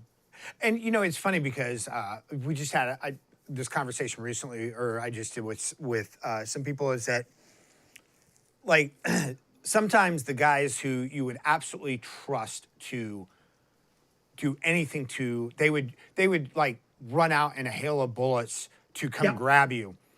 Aren't really the people you want around your family. No. You know, and then sometimes like the nicest guys in the world, the guys who you trust with everything, they're not that guy. They're the guy who might like hide behind a tree while you get shot up. So it's like this weird thing, right? That it is, and in combat you see that, in firefights you see that the people who talk brave aren't always the ones who are coming up to fight. And I think I remember this one new guy. He probably weighed, I think if he weighed 110 pounds, soaking wet, you know, and he looked a little bit goofy. And yet when the firefight happened, man, he stepped up to the plate. Yeah. And that's what you want. You just want people who will do the job with you. Yeah. And I remember a couple of people that they talked brave after the firefight, but during the firefight, you know, it was, I don't want to disparage too many folks, but there was one or two that you kind of sit there and you knew who the guys that you could count on. I mean, even to this day, they are brothers in arms. Yeah. Ed Beal, Tony Cortez, Jim Braun, Jack Hughley, my platoon leader, Mike Brennan, Ernst Bostard. just a combination of Rangers, Special Forces buddies that are just wonderful people that you served with in combat. Yeah. And those are the people, that you'll always admire and respect. Yeah. And I was, like I said, 19 when I got there, young and dumb. And I tell people I survived Vietnam thanks to the good people I had around me. Right. Who were looking after me when I was too stupid to look after myself. How did you, because, I don't know what the World War II vets, like what they experienced in terms of the whole stolen valor thing, but it was a really big thing post-Vietnam and, and not just right after Vietnam, but well into like the 80s, right? And even 90s that, you'd have guys talking about being LRRP or Mac VSOG or whatever. Was that something that offended you a lot? Did you ignore those guys? How did you feel about that? It was really funny. When I went to work for the Customs Service, we had a former Command Sergeant Major for Special Forces, a guy named Ray Garofalo. If you ever see the book Inside the Special Forces, there was a picture of this short, squat, that's Ray. So Ray went to work for Customs Service, and my first day on the job there, Ray says, "Were you in the military, son?" I said, "Yes, sir, I was." And he goes, "Who are you?" They do 20 questions. Right. And you better answer all the 20 questions correctly. Right. And I said, well, I was a LRRP Ranger and I was a recon platoon. Where were you there? Where were you in Vietnam? So it's kind of like, I was there in 1969, part of 70, and in Phuc Vinh, Tay Ninh, and Song Bay. And he goes, I was in Tay Ninh at the time. And he didn't tell me of Special Forces, but, this guy had 3 or 4 combat tours. And he retired as a command sergeant major for the 25th Infantry Division at Tay Ninh. So I said, well, okay, I was LRRP. He goes, which unit? And I said, Hotel Company, 1st Cav out of Phuc Vinh. And General Roberts was the command, and our CO at the first CO was George Passarelli, then Griffiths. And he goes, And what was your MOS? And you go through the whole thing. Yeah. And what did you carry? And then finally, about a couple of days later, he goes, okay. I just got the okay from him. But we had one guy that came in who claimed to have been something, and Ray ripped him apart in front of everybody. This guy was making up this story, and Ray says, I don't think that ever happened. I think you're not telling. And he wouldn't swear. You're not being truthful. And it turns out the guy was lying. And but that's the first time I ever encountered that. And most of the time, people didn't know what LRRPs were. If you say you were LRRP, they'd give you a roll aid because they thought you belched. Yeah. People knew what Navy SEALs were. People would tell you Special Forces. When Rangers, the Rangers came in at 1974. So people were just beginning to tell you who the Rangers were. And when you said LRRP, they would just kind of look at you and shake your head, and shake their heads, and you just kind of going, that's okay. Now, I got a call from, when my book came out, Gary Linderer called me up. And Gary was telling me that he's going to put together this magazine called Behind the Lines, and would I write for it? So I said, sure, I'm happy to. So I worked with Gary on Behind the Lines for all 7 years. Wow. That was in existence. Got to know Ken Miller's probably the smartest LRRP that you'll ever run into. And we have just a bunch of characters. Ray Martinez, another good guy. Oh, Ray, I would love to interview him. Ray is a wonderful guy. If you get a chance to do that, do that. He's you sent me an issue of the magazine, and I loved looking through it. It was like so awesome. And Greg Walker published some stuff. Greg, I know Greg real well. Greg's a buddy. He's been on this show. Greg, I watched his interview as well. Yeah. And I know Greg was also the editor for Full Contact magazine. Martial arts.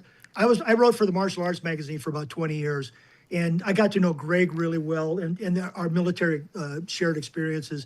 And you get to know some wonderful people, and you really do. And it's a hoot. But yeah, the stolen valor part, that's something I saw basically after movies like Platoon. And the idiots who would come out of the movies going, now I know what the war was really like. Yeah. And, it's like, okay, Apocalypse Now was, people forget that is nothing more than Joseph Conrad's Heart of Darkness. Right. Even including the characters' names of Colonel Kurtz, Kurtz, or the bad guy Kurtz. And when you look at Platoon, Platoon had the right uniforms, they had the right look, They were burning shit in barrels and living out of bunkers. The ages for the guys looked correct. Oliver Stone, I think he might have said all those things did happen. And I'm sure over 9.5 years, if you write about New York City for everything bad that happened in 9.5 years, you'd never go into the city. Right. So, right. So I think Platoon had a lot of that, but I was happy to see the patches were correct. I was happy to see the weapons were correct, and the fact that Dale Dye was one of the editors I worked with at Soldier of Fortune magazine, and I freelanced, by the way. And people go, "Oh, you work for him?" I said, "No, I freelanced. I needed to eat and needed to feed the kids, pay the bills." So I would send a magazine article in, and they would buy it. I'm like, "Oh boy, I'll send another one." And you don't get published on a regular basis. You get, maybe 4 months later, you got another article in there. But Dale went on to be the technical advisor for Platoon, for Saving Private Ryan, for Band of Brothers, and he even had roles in each one of those films. So I have a nice letter from Dale when he was leaving Soldier of Fortune, and I was leaving to write my book, and I still have that I hold on to, and I go, I know Dale Dye. So what was your first book, and that which was your entryway with Gary Linder? Acceptable loss. Okay. And that's a term that the military uses that you're all familiar with. Like, Yeah. Okay, we've lost enough people now. We'll end this. It's when the public and the Congress gets pissed off. You run. Yeah. And my book, the title was Acceptable Loss: An Infantry Soldier's Perspective, and I just got tired of all the. You had a bunch of phony veterans that they called them tripwire veterans that were CBS and all these people. Guys living in the woods. They said they were combat veterans. Yeah. And, they would go and get some sympathy. And then in-depth research turned out these guys weren't combat veterans. But they were milking that, that stolen valor part. My wife was with me downtown Seattle one day, and there's a guy, he says, homeless vet, and, or Vietnam vet, homeless. So I said, well, hey, which division were you with? And he says, oh, it's been so long, I can't remember. So now I get pissed. And I said, look, where were you in country? He goes, oh, I can't remember that. And I said, you can forget your mother-in-law's maiden name. You can forget, where you put your car keys. But if you were in division in a combat unit, you'll never forget that division. Right. And my wife had to pull me away from him because I was slobbering at the mouth. But, if it's a legitimate vet, I'll toss in something. Yeah. Everybody has their issues in that. But I don't like, we all embellish our careers. I'm really pissed off at you two right now. And I'll tell you why. You guys are really computer experts with CGI. And this is what you're showing people. You overestimate us. We are just a couple of grunts. Who had to hire a civilian, a dirty civilian, to produce this because we couldn't do it. A couple of grunts trying to use all this audio video equipment. We're like monkeys at the monolith. This book is one I would like to bring up to people. Very crazy GI that you wrote, and I think what's unique about this book is a lot of the books and movies about Vietnam are, as you've mentioned, a bunch of them. Apocalypse Now, Platoon, and we've also, heard your stories as well about being a LRRP in Vietnam. Pretty horrific stuff. It's pretty hair-raising stuff. But this book tells a different perspective of the Vietnam War. This is all the funny stories. It's all the absurd stuff. It's the fun stuff that happens. And you guys have heard. I guarantee you, when your podcast is not going, prior to starting, you're going to hear some funny stories from incredible people that you will never air. Right. When I was collecting those stories over the years, when I was working with Behind the Lines magazine, and it was just, sometimes vets would say, "You can use my name. Please don't use my name." I had that Sergeant Major Ray Garofalo gave me one of the stories. He says, "I don't want. Please don't use my name."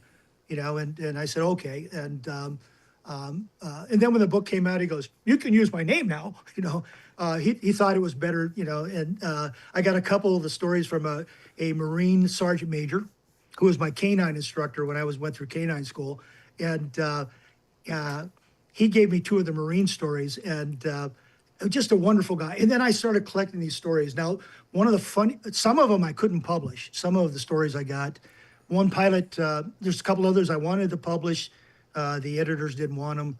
There was one pilot that swears to God he saw a UFO over there, a helicopter pilot. There was one story in there about the guys who found all the money in the U.S. dollars in a bunker and then shipped it home. I've had 2 to 3 different people, to call me up over the last 30 years saying, "I'm glad you didn't use my name." Yeah. Thought, seriously? That many? Yeah. But now the funny part is, Random House didn't want to publish that book. When I sent it in, they said, nobody's interested in short story and those things. They're really not interested. And I said, okay. So my wife and I self-published our own book called Buku Dinky Dao. And if you'll see, the subtitle of that book is Buku Dinky Dao. It just means, French and Vietnamese are very crazy. Which, by the way, at the time, we didn't know French. We didn't know Vietnamese. We were struggling. Some of us, I could barely literate with English, for God's sakes. But especially me. When they rejected those stories, my wife and I self-published it, and the book got 4 really good national reviews, and we made all our money back with the first 100 that we sold. That's cool. And we only printed up like 500 of them, and then I got a call from the editor saying, "Hey, we'd like to buy that book." Yeah. And of course, they only give you an advance, a small advance, and then they gave me half of the advance because they didn't think it would be that good. About 4 or 5 months later, I got a call from them and say, "Hey, we want you to do another very crazy GI. That's been our best seller for the quarter." And I had to turn them down because those stories took me 7 years to gather up. To collect, yeah. I was working a job that didn't allow me to travel, and gathering up the stories are difficult. You guys, finding people to get on your podcast, Yeah, sure. coordinating and editing and doing all the stuff that you have to do, that takes a lot of work, and people Yeah. behind the scenes don't understand it. Yeah. We get to watch and we think, oh, everything's smooth, but not all the time. So I quit. I wanted to write my own stuff for Vietnam, so that's when I started doing my own. That's when I did my Western, and I had such a fun time. My wife and I drove all down through Apache country down to Arizona. And I had a fun time just doing the research on that one. What's the title of your Western and what's it about? 1886, the last campaign. And I took a Civil War Ranger from Mosby's guys, got him out west working with Al Sieber. Al Sieber, by the way, people think it was just a Indian scout, but Al Sieber actually was a wounded veteran with the 1st Minnesota at Gettysburg.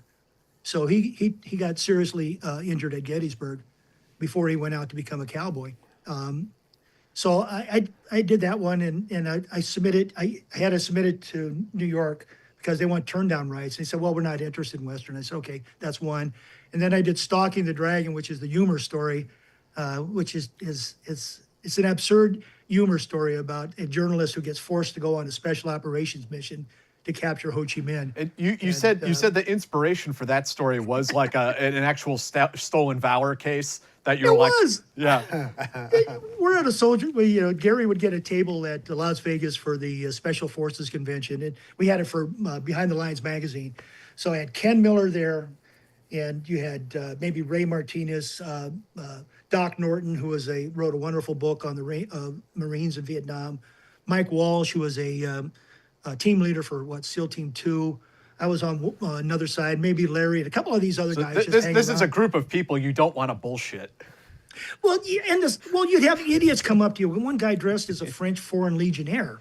Now we have buddies who went and fought, not with the French Foreign Legion, but who went into Rhodesia. They would come back and saying, "I fought in Rhodesia."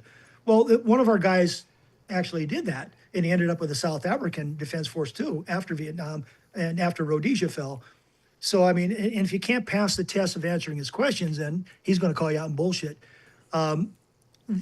So the guy that came up to me, well, the guy with the French Foreign Legion outfit, I said, shall I put, je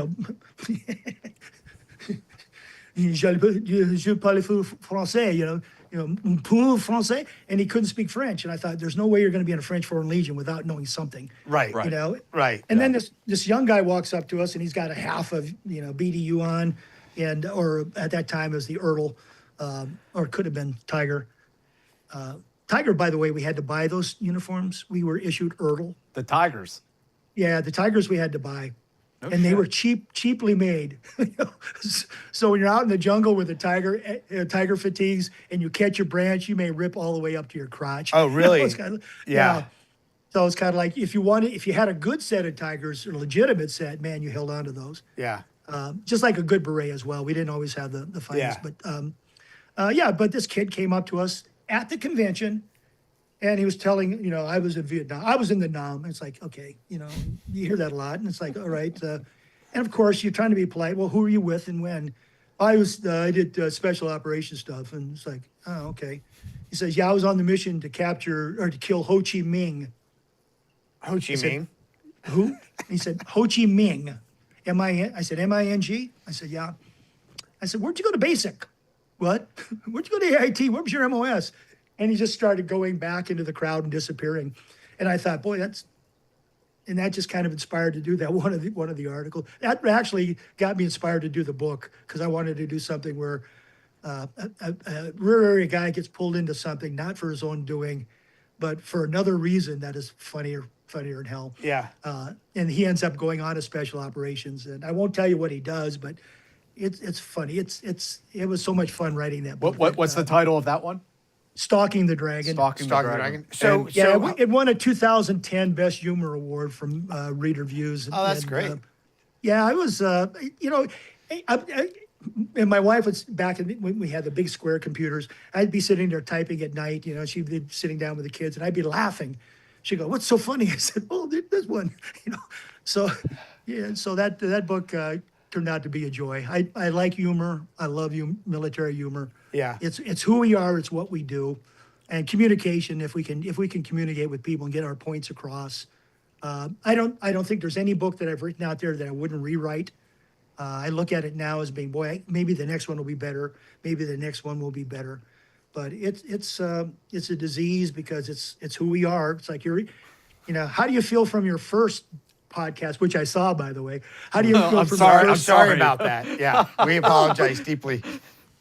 That's the way I am with my books. I look at it, and I had it was at a friend of mine. He was a sergeant major in the Guard, and he was a federal police officer, and it was at his retirement party. And so I went down to his retirement party, and he introduces me to this guy who went through special forces and fought in Iraq, and he's a legitimate deal. And the guy goes, "Yeah, this is my friend. This is Kregg Jorgenson." And he goes, "Oh, wow. Do you know the guy that wrote the book? Oh, I know a guy. The guy who wrote the book, Acceptable Loss." I said, "Yeah, that was me." He goes, "Man, that's the reason I joined the Army." I went, "Oh, shit, I apologize." Yeah. And I ran into a young Ranger down at Fort Lewis who was telling me, I think it was, I want to say one of the hooligans, that platoon is, the hooligans. Dave, are you? I should, but I actually don't know. I don't either. Do you remember what company? I was there. I was there. I can't believe were we you? didn't. I was, yeah. Oh, you would have seen a whole bunch of us out with walkers and wheelchairs and going from, we'll get to the gunship eventually. I'm not sure if I would have seen you because I was in an ice bath for so long after standing for some of those. Like my back was just like, all right, I'm done. I came home and I did the same thing. I crawled in the bathtub. I grabbed a beer, grabbed two extra strength, etc. And my wife said, "How was it?" I go, "I'm too old." Yeah, yeah. And I was, watching those guys do their stuff, whether it was a fast rappel, whether they're doing the shooting, the K9 thing. I was a K9 guy for 5 years, so I really enjoyed watching the K9. But I thought, I'll be lucky enough if I can hold the door for these guys. It's I appreciate what you guys did because you guys now are feeling like Vietnam vets because you look at the younger generation and they look at you as being old and you're not. You guys are in a perfect, perfect age. Just watching them, I had to take Motrin. Like, it was sympathetic pain I was getting just from watching them do their stuff. I hated the fact where they said they were born after, after 2004. Yeah. That's hard. Yeah. That's hard Yeah. for me. Yeah. I'm struggling with that. We had I had a similar experience that one of the young Rangers was out there. We were up in, their bar area in their coughs, and he was like, man, I used to watch your show all during high school, and I guess we've been going for like 5 years now. So the idea that a kid could have been watching us in high school and be in the military now is like crazy. Yeah. But he's like, but you think in terms of it inspires him. And I'll tell you the good thing that you guys do that we book, the guys who do the books can't do, is the fact, what the hell I got, oh man, is that you guys have the opportunity to speak in depth with your people you're interviewing week after week after week. So you're getting all of these people. So if a kid is thinking about joining the military, they need to watch you guys to see what Rangers, what Special Forces, what SEALs, what CIA, what colleges, what value college may have if they want to get a career in, say, intelligence or whatever. Yeah. I think too, when, like I was saying earlier, when I was a kid, really the only books available were about warp Rangers in Vietnam, and so we're talking maybe some SEAL books. There were some SEAL books, UDTs, but also Vietnam era. Yeah. Because I'm talking about like the mid to late 1990s. I'm like 16, 17, 18. The one contemporary book was Black Hawk Down. Everything else was Vietnam, and I mean, I love you guys, but what Rangers were doing in Vietnam was not the same thing that Rangers were doing when I got to battalion in 2003. So there was not any sort of avenue to learn about that job, that profession, really. You could learn about the legacy and the lineage, but not what they do today. And I think with these podcasts, ours and some of the others out there, it gives an opportunity for these young Americans to, like, whatever they're interested in, like, they want to be a combat medic in Ranger Battalion, or they want to be an 18 Bravo in Special Forces, or do they want to be a trauma surgeon? Like, there is a podcast you can find with a guy who did that entire career. I'll add on to that, though, that warfare is so circular, and like what they were doing in World War II, they were doing in the GWAT, like some of that stuff in terms of like Fallujah and some of the Ramadi and stuff like that. And so there will be a day, though, when you guys coming on and speaking, talking about jungle warfare and talking about the things that you did and you trained for and what you did in ambushes and these things, those will be relevant again, because nobody's looking at fighting in a desert. Oh, look at the trench warfare in Eastern Europe today. Right, It's exactly. You look at Ukraine and trench warfare, and wouldn't it be nice if we had World War I vets, recordings of World War I vets on talking about their experiences, so that people weren't relearning these lessons? Yeah, you're correct. Reinventing the wheel. Yeah. It's like I was pissed off at the Army when they got rid of the LRRP groups. It's like you need long range surveillance somewhere. Yeah. And you need and you need to have eyes in the sky. You need to have eyes on the ground. Yeah. Have to have boots on the ground, finding good intel to add to what you think you know. I think the drone warfare is amazing and changing the battlefield now as we see it. I think of as Vietnam vets, we're like the last of the Indian fighters, if you will. Yeah. It's like, our helicopters were our horses.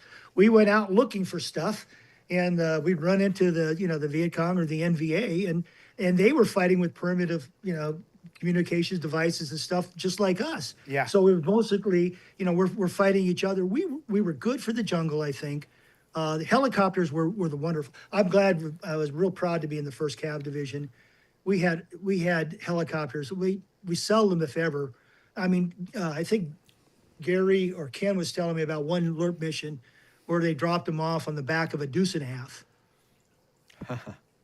It's like our helicopters. I mean, my goodness, we'd load on three Hueys. We knew the pilots, we knew the crew chiefs. They were our people. Yeah. That's the other thing. And when we got shot and injured, our guys came in for us. And when we got into a firefight, if the pilots didn't like you before they got shot down, those pilots loved you when you came in for their crew rescue. You know, I was just going to mention, because, you say that you guys were like the last Indian fighters. And at some point, because you think of drones and a lot of technology. Well, if we're ever fighting in a jungle again, those drones probably will not be as relevant. A lot of them. You know what I mean? And so many of the things, the Army or the Air Force, I guess, or the military in general. You look at the A-10, which they've been trying to scrap. You look at the AC-130, they've been trying to scrap since Vietnam. And the Blackhawks, like, these airframes have proven themselves time and time and time again, and they have not been able to find anything to replace them. And people say, we don't need this airframe anymore. And then all of a sudden, this airframe is saving people's asses no matter, 30, 40 years, 50 years later. Yeah, the Warthog, that A-10 is, you see them shot up and they're still flying and they're still knocking out, and you're absolutely right. I think reinventing the wheel, reinventing the equipment, it's like, okay, what works, what doesn't work? The first M16, the Stoner they had didn't have that forward assist. Yeah. So those things jam because guess what? The jungle is dirty. There's sand, there's dirt. And there's also leeches, mosquitoes, tigers, rhinos, crocodiles. I didn't know Vietnam had crocodiles. Or a Bigfoot, its own version of a Bigfoot. The Sasquatch story and very The crazy. Sasquatch, Yeah. Kregg, tell us about Chasing Romeo. You mailed me this book. I read it this last week, and I really loved it. Tell us about this series and what this is about. People don't realize that by 1971, most of the Ranger companies, LRRP companies, were pulled out of Vietnam. So you may have had 4 or 5 left, but the war wasn't over. So you still had the NVA were still coming down in the thousands. That's the other people think, there's only 100 Vietnamese or whatever. There were thousands of those people coming down. The 67, 68 Tet Offensive saw 80,000 Viet Cong North Vietnamese soldiers in coordinated attacks, 80,000. So the numbers. So I was thinking, what? I like LRRPs. I was real proud to have been a LRRP. Real proud to have been a Rangers. Real proud of the guys I worked with. I got to know a lot of the guys from earlier times, and I was really proud of their stories. And I thought, what? Let's see if I can write something that will be interesting to read for a person just picking up a book. Yeah. What is a LRRP? What did they do?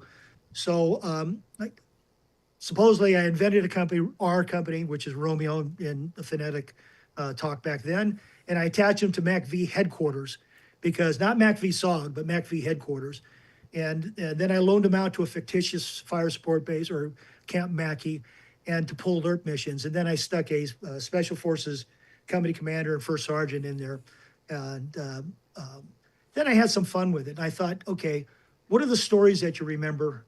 What are the stories that would get people to see how harrowing the job was? Because it's fiction, but most fiction is based in truth, has some truth somewhere. Did you go out in 5- and 6-man teams? Yes, we did. Did you get in firefights? Yes, you did. Were some of the patrols, did you lose people? Yeah, you did. Were some of them, what did you find when you were out there? So I wanted to do my own series. So I did the first book and I said, well, it's got to have a follow-up book. So I thought, okay, I came up with the second one's called The Belly of the Beast, which I think the funniest R&R story you'll ever read. Okay. It's with the first sergeant in Bangkok. I'm looking forward to it. I'll send it. I'm going to send you guys. I'm going to send you the Western as well. But Okay. And now I finished the third one, you asked me earlier if I wanted to have Adler be the company commander. Yeah. Well, the time frame didn't allow because by 1972 all the LRRP companies were gone out of Vietnam, and they were by 73 there was no ground forces left basically. By 75, you had minimal stuff in the big bases, but not much. The combat was winding down. Nixon's Vietnamization, he was pushing it on the Vietnamese to take over the bulk of it. So the third book is called Sweet Sorrow, which, the Shakespeare parting has said Sweet Sorrow. So I wanted to do suddenly these guys who are doing a really good job as a LRRP company get informed that the company's being shut down. Right. So I saw the faces. I got invited out to one of the LRRP units when they were being stood down, and watching the heartbreak in the soldiers' faces. You know, and it's must. Yeah, it's to put in a lot of hard work and then to be told by the Army, like, we don't need you anymore. Right. Like, Yeah, it's goodbye. We don't need you. Not a Yeah. great feeling. Right. Yeah, and it's a thank you. You know, don't let the door hit you on the butt on the way out. And so I wanted to do something, but I wanted to own my own series. You know, the big book companies in New York will own the rights to those first books. I'll never see them. With ebooks out there, I'll probably never own them again. I had one lady called me up years ago. She wanted to do a treatment on a script on one of the books. I could not give her permission because I didn't own the rights. Right. So I referred her to the editor back in New York, and New York said that they weren't going to give her a position unless she paid for it. And it was a big amount of money. So I thought, well, a treatment is nothing more than an idea to do a script that will need to be shopped around. And of course, nothing ever happened out of that. So I thought, okay, I want to own my own books. You know, I want to be responsible for, and I self-publish these. I work with Book Locker Press, and I get more than I ever got from the big book companies, by the way. So I've learned something about business along the way. Why did I do the next book? Because this book paid for the next one, and the Belly of the Beast paid for the next one. Mm-hmm. So as long as I can keep those paying for each other, I'm going to keep writing. Yeah. I did a real funny book. This is my first non-war book. It's called In for a Penny, In for a Pounding. And my wife makes fun of me. She says, "Your Western and your Civil War book." She goes, your Western is nothing more than Vietnam with Indians. Yeah. And I said, okay. She goes, "Your Civil War book is Vietnam again." I went, okay. This one is not. This one is about a adjunct professor who gets laid off and discovers that he has a knack for forging Hemingway's signature. So he ends up selling something to the wrong person, and yeah. So and it takes place in New York. So it's I just had so much fun writing and research. Now I'm doing the second book on it. I can't tell you what's going on with it but I'll send you guys. I'll send you a bunch of these books just so you can either read them going. Love them. Yeah, I'd love to. He's a shitty writer or he's a really good writer. But I'll tell everybody. You're legit, man. Even back in the day, 20 years ago, reading your books, I mean, it was clear that you had talent as a writer. Well, thank you. You do too. I'm enjoying Reflexive Fire, by the way. Thank you. I don't like you guys because you're too smart. You know, it's like Not me. Jack's the brains of the operation. When I was writing my Civil War book, I had 4 or 5 chapters that I gave to a Special Forces medic buddy of mine to read, and he's a gun expert. I hate gun experts, but they're wonderful people. And he read my first 4 or 5 chapters and said, "Boy, this is really good, but none of those guns existed." So I had to go back and he gave me all kinds of information, what I could use, how, if you wanted to use a Henry, how far which actually had bullets at the day, which one were cap and ball, how far a musket could shoot. Did they have rifle barrels? How far did the rifle barrel go? And so talking to him, and I love the guy, but he's still a son of a bitch as far as I'm concerned, because I had to go back in with a typewriter and change all that. But I love writing. I would encourage everybody, you guys, tell your stories, because your relatives, your family will have no idea what you did, and unless they see something like this. And they still will get a chance to, in your own words, to see what you can put down on paper. Right. I've taught some writing seminars, and what I try to tell people, if you're in for it for the money, then you're in the wrong business. If you want to make money, become an electrician, become a plumber, but writing, it's such a hit and miss business. I have 2 friends that are very successful writers, and most of us, the bulk of us, I like to think we're the minor league writers, but we're still in the game.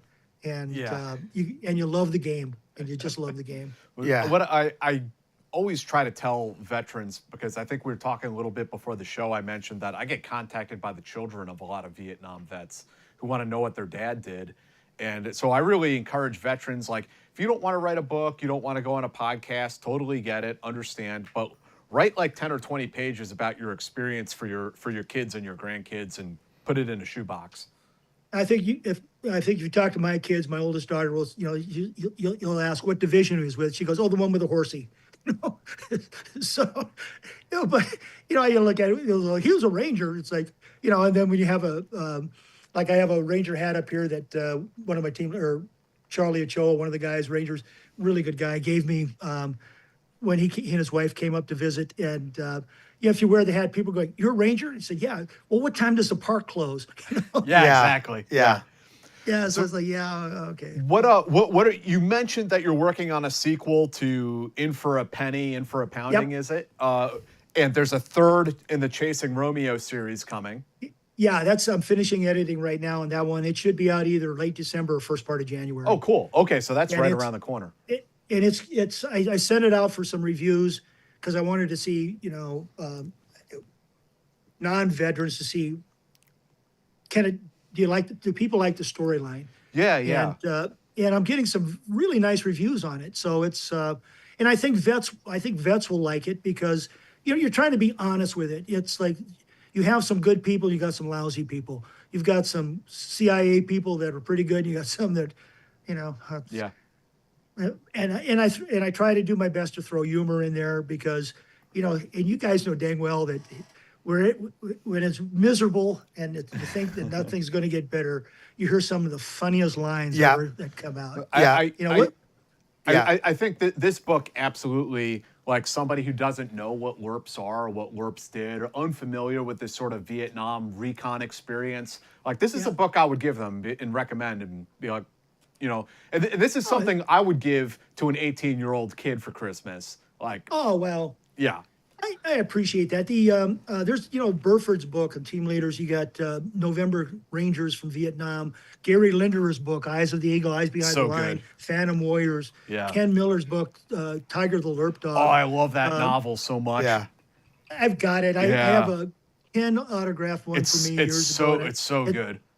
It's on my shelf and it's in my heart. Six Silent Men series. So I'll recommend. In fact, I even got one here. That is the first Cav put together a history of the LRRP Rangers from the time they were started, and it was in the voices of the individuals. That's cool. So it's the history of the LRRP Rangers from the Vietnam, the First Cavalry Division, and it's by John LeBrun and Bill Carpenter. And my books, when you're trying to write somebody else's story, you only see it through these lenses. And when they're the voice, and when you were talking about it earlier, you're correct. When you sit down and write in your own voice, your kids, your family members, your friends can see it, and it's in your voice. That's what I liked about Carpenter's book and LeBrun's book. It's these guys that never get their stories told. And, people say Vietnam vets don't talk. Veterans, that's crap. You go to a reunion and you're remembering, you're kicking up stories with some of your buddies that your family may never want to hear. Right. And after a shot of that whiskey there on the table, you may want to talk more freely. Yeah. But those veterans do talk. They talk to each other, and veterans, and I've helped a couple of vets work on their books.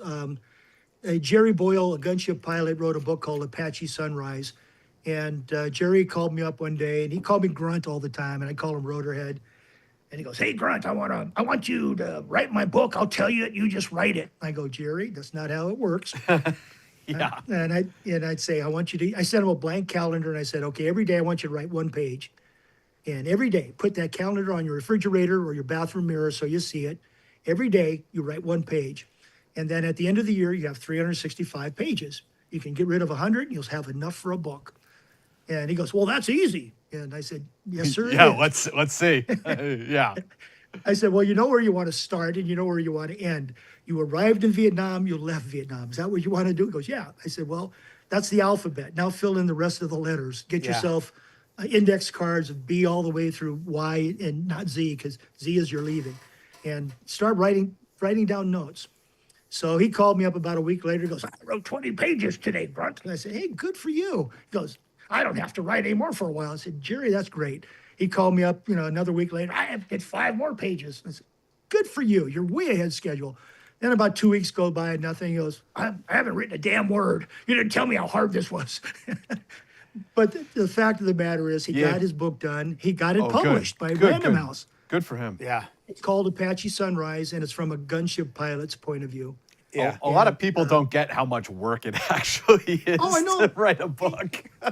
Writing is like self-imposed isolationism. You know, when you're sitting, and Jack, I'm looking at yours because you did a lot of research on weapons and places and islands I never heard of until I had to Google, you know. I know where Nauru is now. I know what happened to Maurice, by the way. But as you're reading it, you realize all the research, whether it's Kazakhstan or whatever, you have to know, you have to be able to put the people in that position. And you have to write it enough and clearly enough so the non-military people looking at it can read it. Right. Right.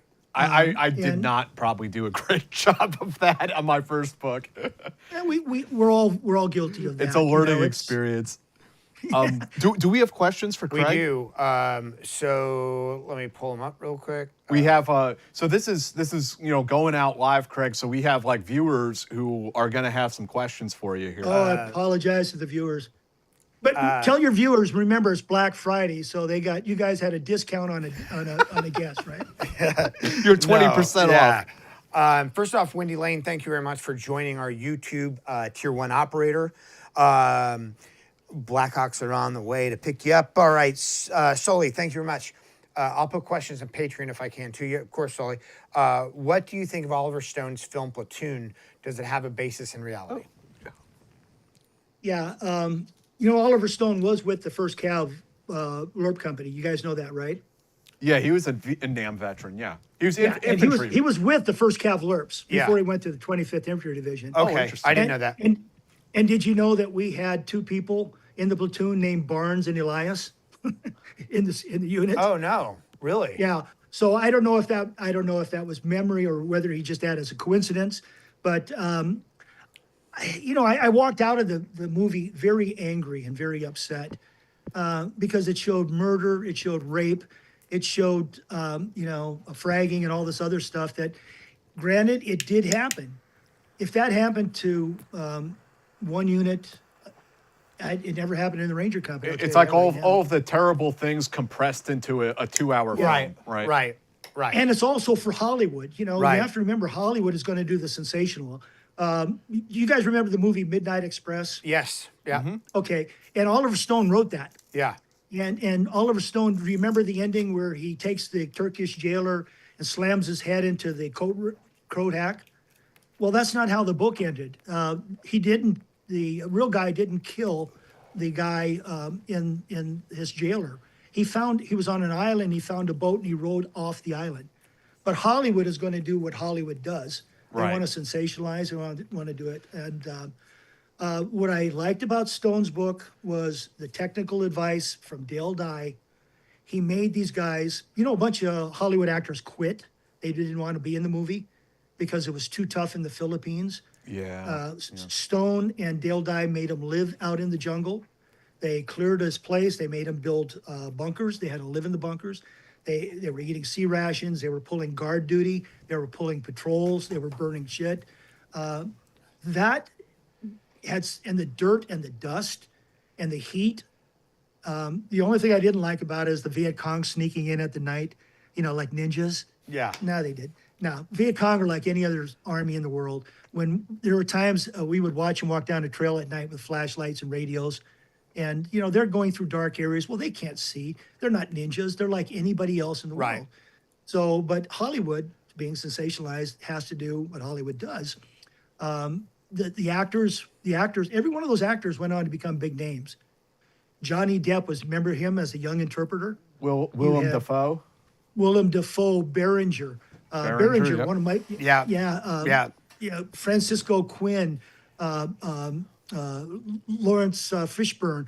Every one of those guys, Charlie Sheen. Every one of those guys had propelled them up to Hollywood's next adventure. I as I was saying earlier, I'm dismayed that there hasn't been a movie about LRRPs, a movie about MACV-SOG, and I think the thing is the sad thing is, I think American society is ready for it. I think our culture is ready for it.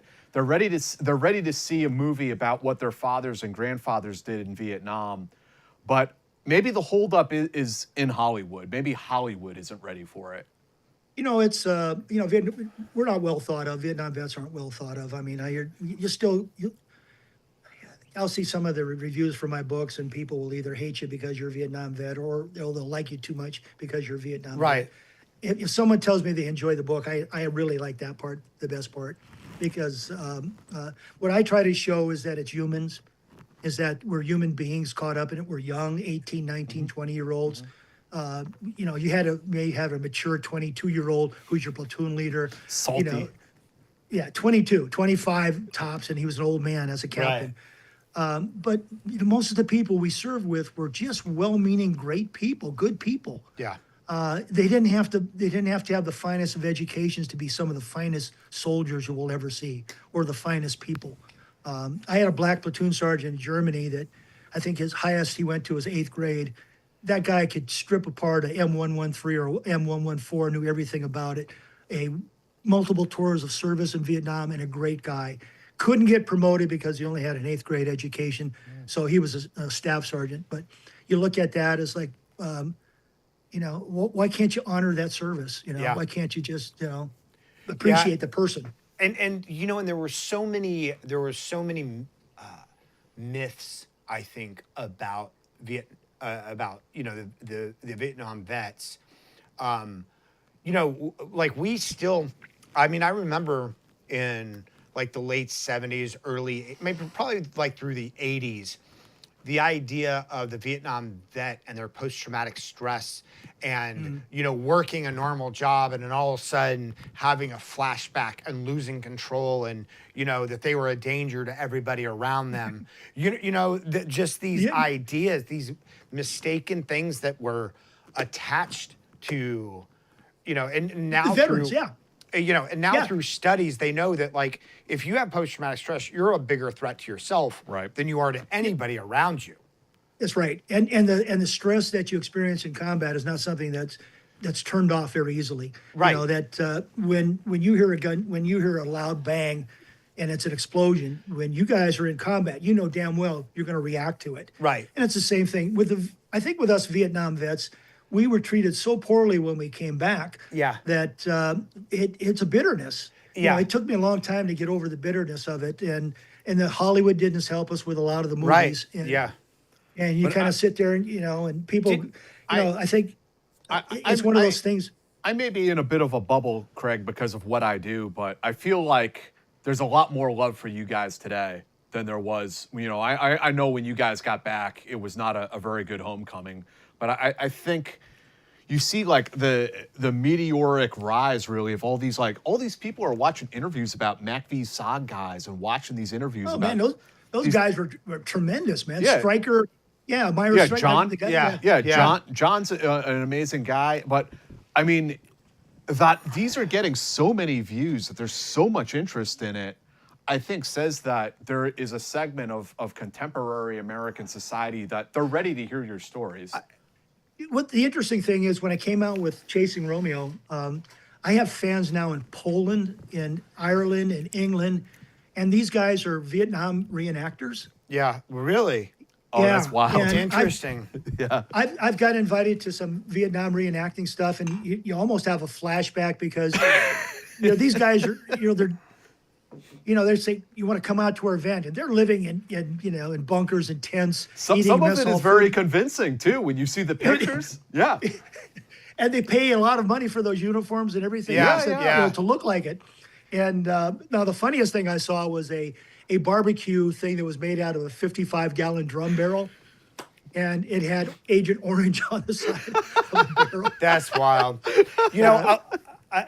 I'll tell you that I like from the GWAT perspective that there was such a cultural backlash against the way I think almost a national shame that was held, and a sense of guilt, the way Vietnamese or Vietnam veterans were treated, that even people who disagreed with why we were in Iraq or Afghanistan would go out of their way to say, I hate these wars, but I support the troops, right? Because Yeah, yeah. and a lot of times when you meet people and are like, oh, thank you for your service, you know they're saying it because they feel like it's obligatory. And I think a lot of it comes from that national shame of how Vietnam Well, veterans. it's also because the Vietnam veterans were in like positions of power by the time you get to the early 2000s. Like they had rose up Yeah. through society, and there was no way that they were ever going to treat us like they were treated. Yeah. There's no way that was ever going to happen. Yeah, you had John McCain, and you had a whole bunch of folks that had experienced things that when they came into it, they were looking out maybe for veterans a lot better. I know that, I mean, I had heard when I was in college, I dropped out of college a couple of times. You get tired of being called a baby killer. Yeah. You know, you get tired of all that. And you got that. You got that from the teachers, the instructors, the professors. And, you know, and so I'd drop out of college and I'd go back or I'd take courses. I finally got, my degree looks like a patchwork quilt. And I finally, you know, which by the way, I went to night school. So I only get smarter after the sun goes down. So, but what I've learned is that over time, the perceptions change. And the people who were against the war, were anti-war, no longer, I think they view it as failed diplomatic policy as opposed to the GIs themselves. Right. The GIs, the young soldiers, especially the young men and women, what you're asking them to do in Fallujah, in Afghanistan, in Vietnam, in God knows wherever, is these ugly, ugly jobs to satisfy some politician in Right. a decision who got you into that place. Right. You know, we don't dictate policy, but we have to carry out the policy. Right. You know? Yeah. And then who the biggest critics are when it comes to rules of engagement. Yeah, I just want to ask you one more question. Is there any resentment or grumbling or whatever at all from the Vietnam veteran community regarding the way GWAT vets, like, we're getting attention about the suicides, we're getting attention about the post-traumatics, you know, where we didn't necessarily get ticker tape parades either, but No. there is definitely more of a national focus, at least, even if it's just for show, right? Even if it's just, again, coming from the sort of this national guilt, this subliminal guilt for the way Vietnam veterans, is there any, I don't know, do you guys or any of the guys in the community look at the way the GWAT vets get addressed and treated and go, oh, those lucky, like.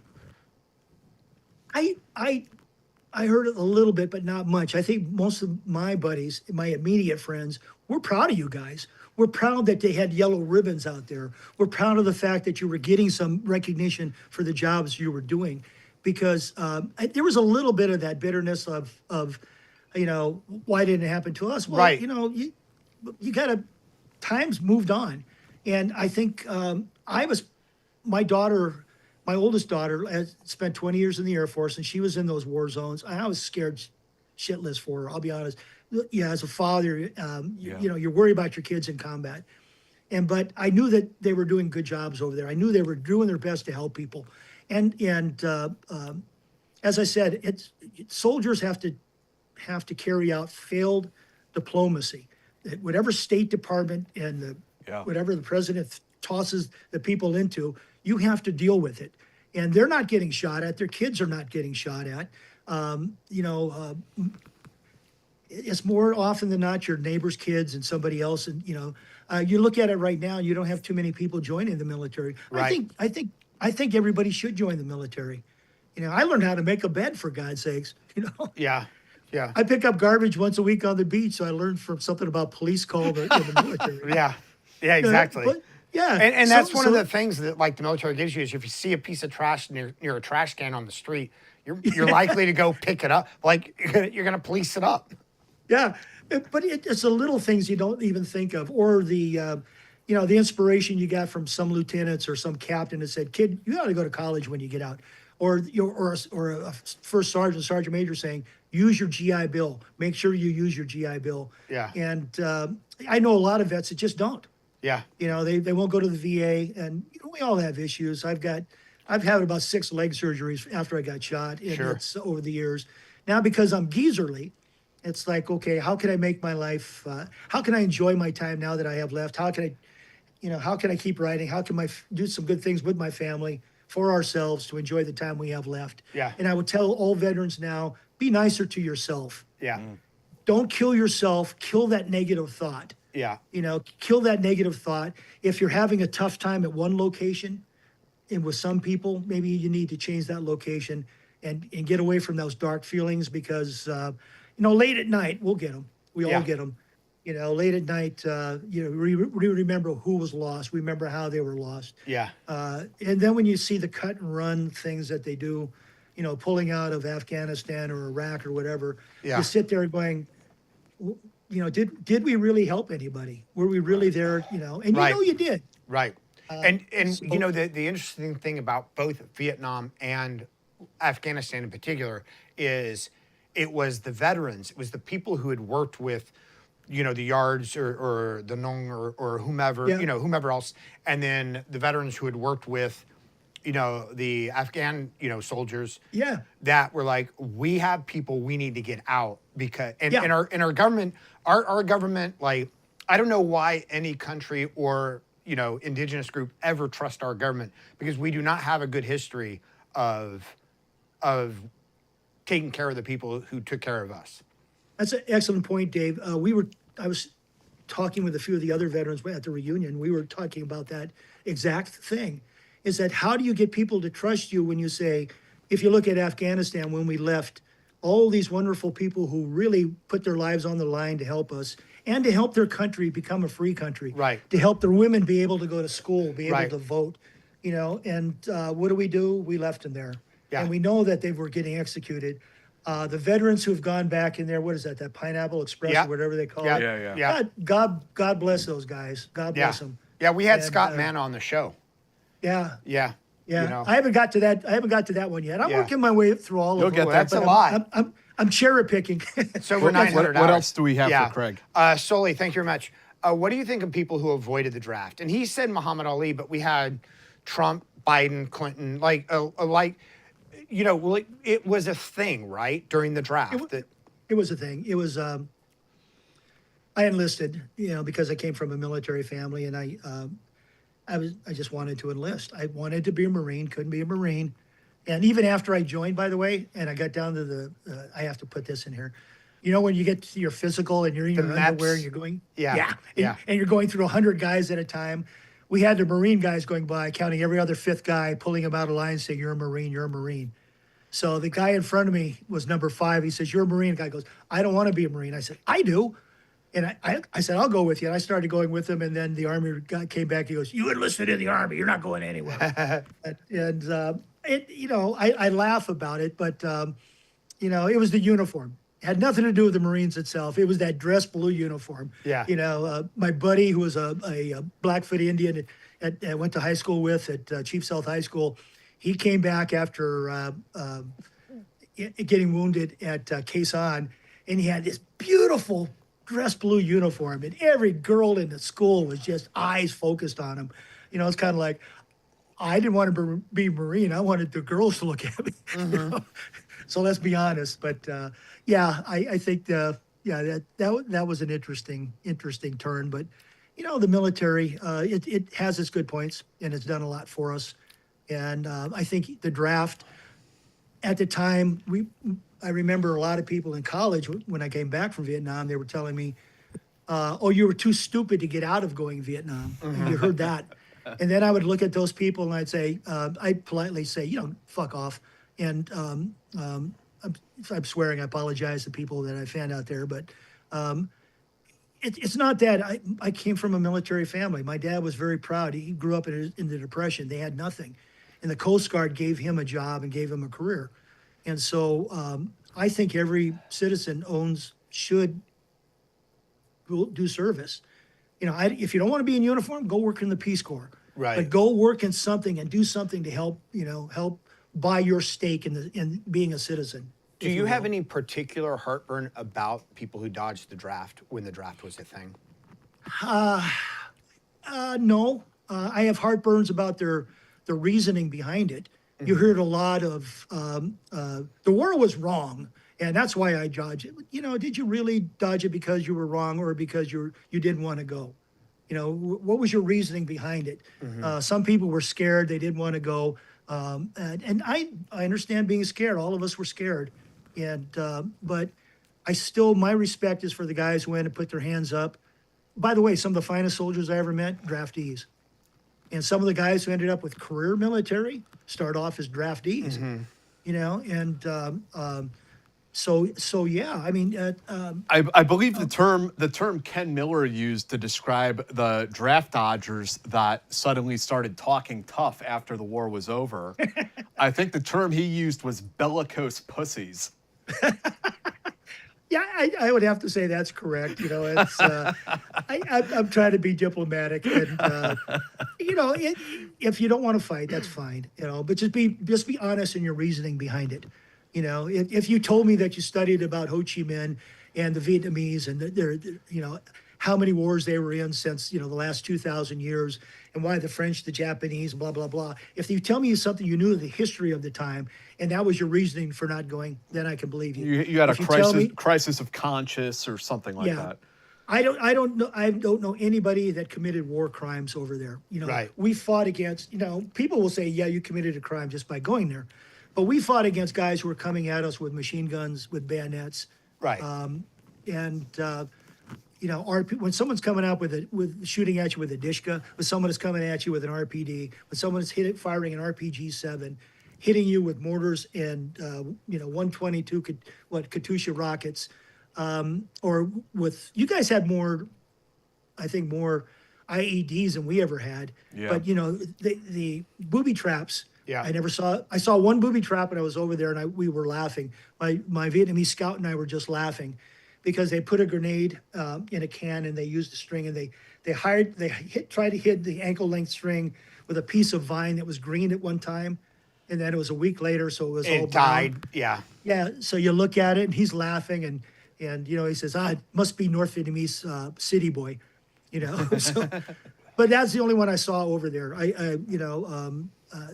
So yeah, each war is different. I would say that for people fighting,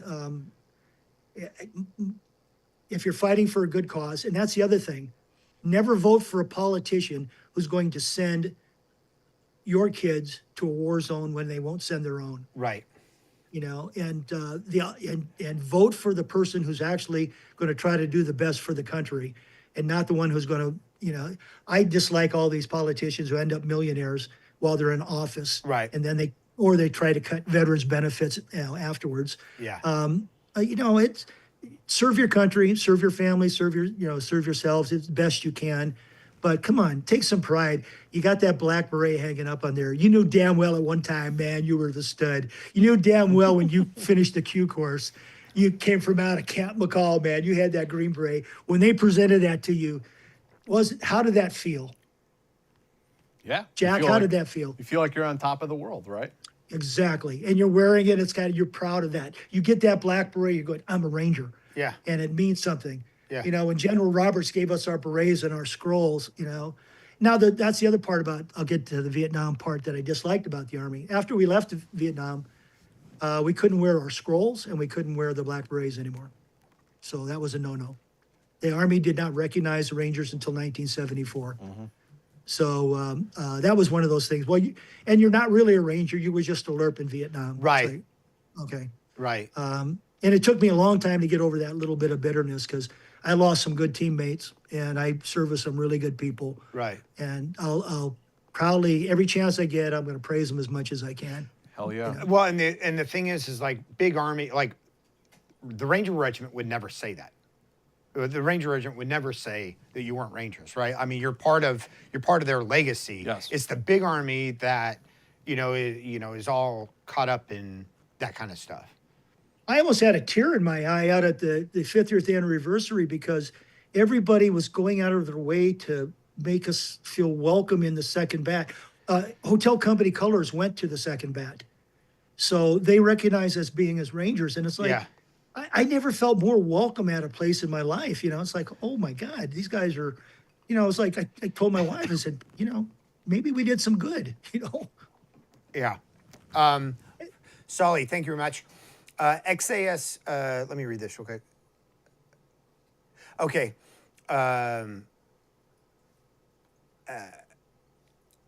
He has two questions here that are kind of this. I'm going to read them together.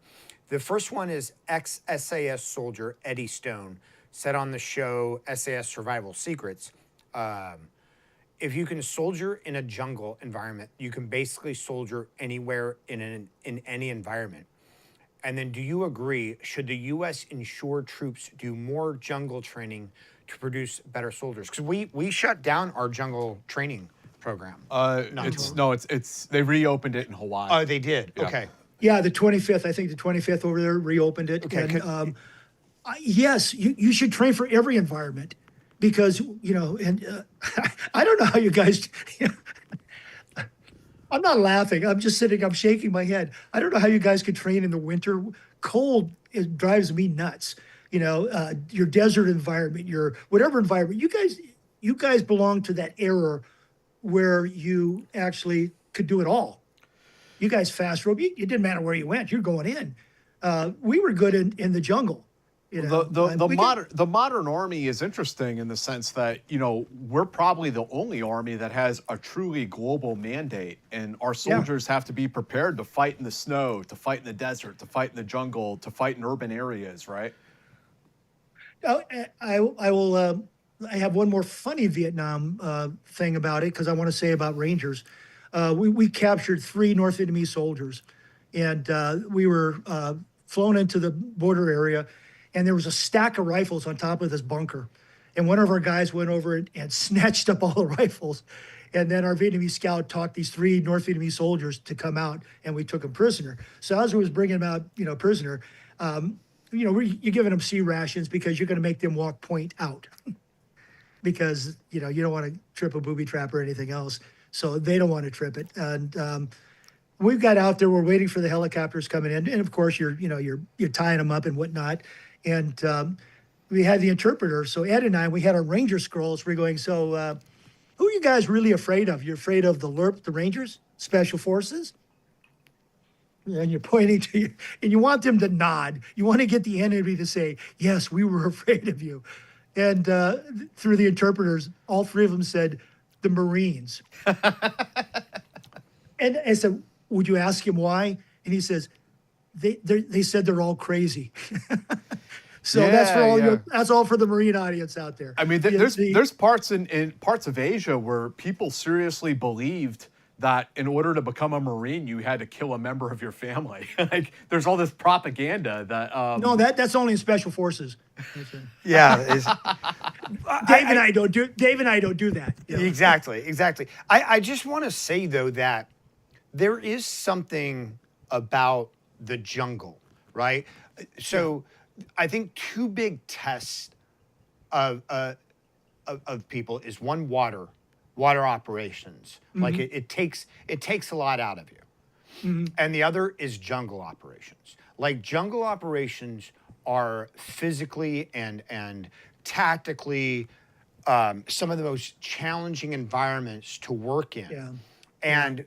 And I mean, some elements like the SAS and like they still use jungle environments as part of their selection and training process, right? Training Team Brunei does that. Yeah. Yep. There's something very specific about the jungle that it's incredibly, and not saying the desert doesn't have its own challenges, and there aren't challenges everywhere, but the jungle really is sort of a dividing line and being able to operate tactically a lot of times.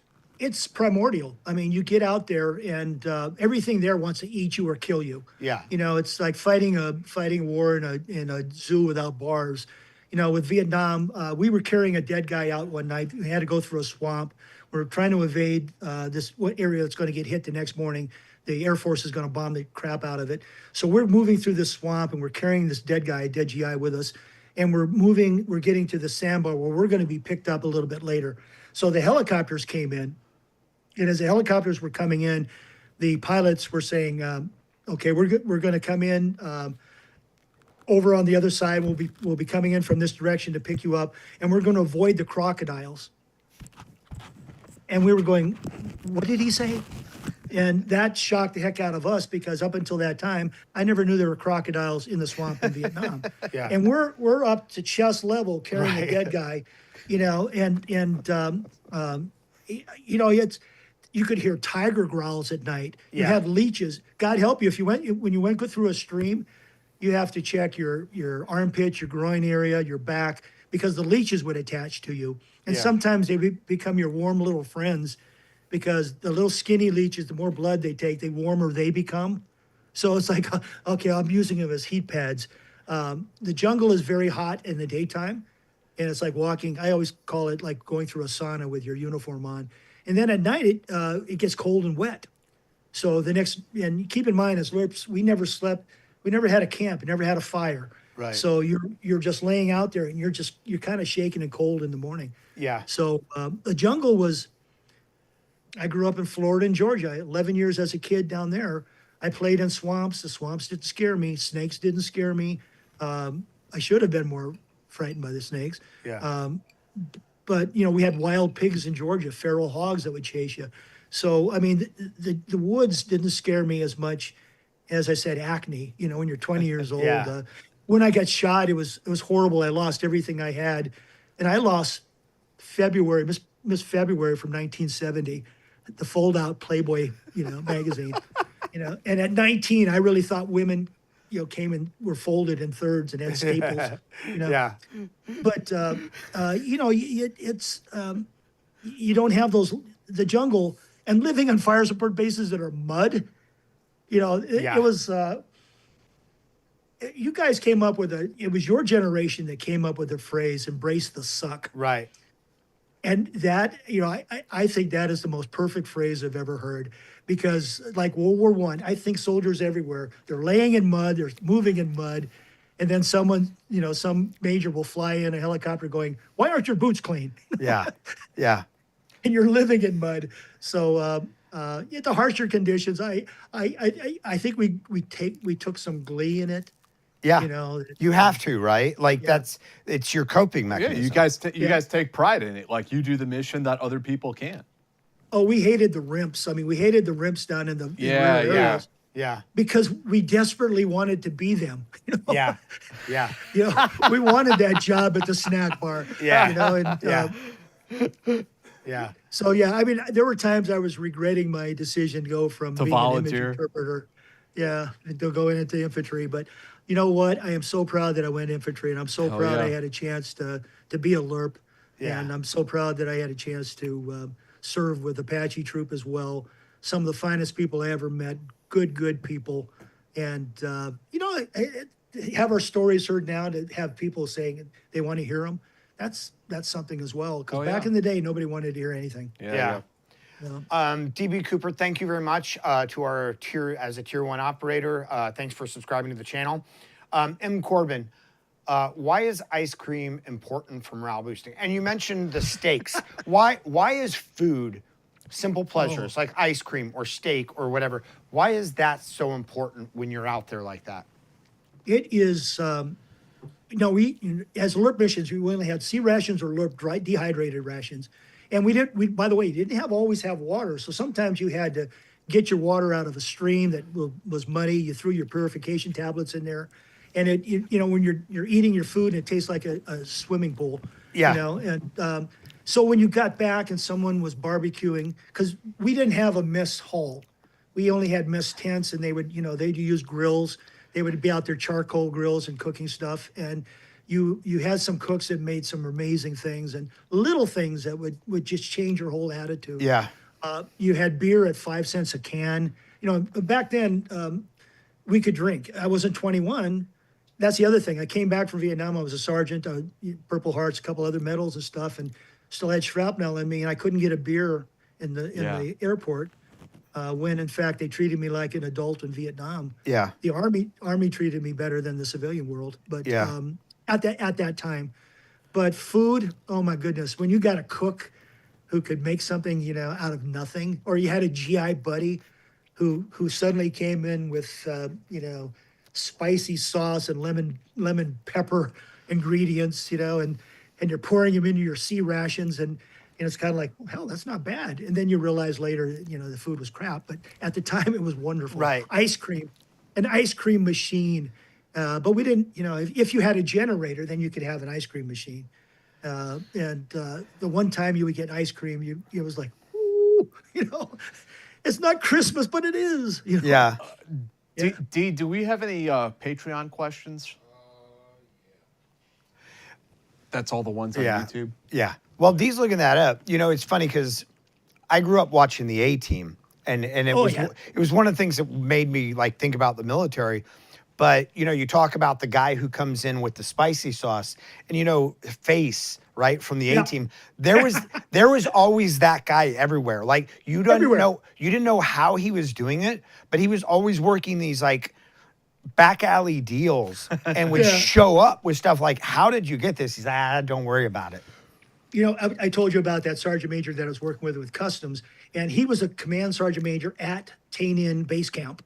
And, he was, one day we're talking, he goes, "Well, you're worth the cab." And I said, "Yes, Sergeant, I was." And he says, "Oh, we had this rogue unit at the end near the dump. And boy, they were nothing more than pirates and brigands." And and I said, "Oh, you talk about what Apache, I think you're Apache troop, the 1st of the 9th. Oh man, they stole my Jeep." And I said, "Are you talking about the one with the Lincoln Continental fiberglass thing on the back?" And he goes, "How did you know that?" I said, "Because I was in Apache troop, and my buddy had stolen his Jeep." But you're not stealing; you're borrowing. Right. Well, I'm gonna try to get Ray Martinez on the story, but I read a book that has some legend about how he stole a truck full of Crown Royale. Oh yeah. The GIs we're talking about, that maybe we might not have at our family dinners, were some incredible people. I know one pilot that stole a tray warmer for the mess tent, and it was hanging out the sides of the UE. But he went down and he somehow, you're borrowing. You're not taking the equipment out of the country. Right. You're not selling it. You're not selling it on eBay. You're reappropriating. Yeah, reappropriating. We had a whole bunch of things, Jeeps and mules and probably a deuce and a half. Because even in the war zone, they had inspections. General. What was it? What was that? What was that general inspection they did? The bean counters would come around and they check all your stuff to make sure you had all your weapons. Accountability and everything. Yeah. Yes. And one of us would be given the task of driving the deuce and a half with all the stolen items in the truck around the camp while the bean counters came in from Saigon, checked everything over. Like, you should have one Jeep, you should have one deuce and a half, you should have one 3/4 truck. And it's like, you bet. Yeah, and then we got it. Then when they fly out, we bring back in all the stuff that we borrowed, or it was borrowed from us later. If you scrape under some of those bumpers, you'd find a lot of unit names. Yeah. What do we got there, D? So we have Luis Vasquez. What was it like serving with Dave Torres? Vasquez, thank you for that question. Dave Torres was a wonderful Ranger. He was one of my buddies that died on November 17th, 1969. And I love Dave.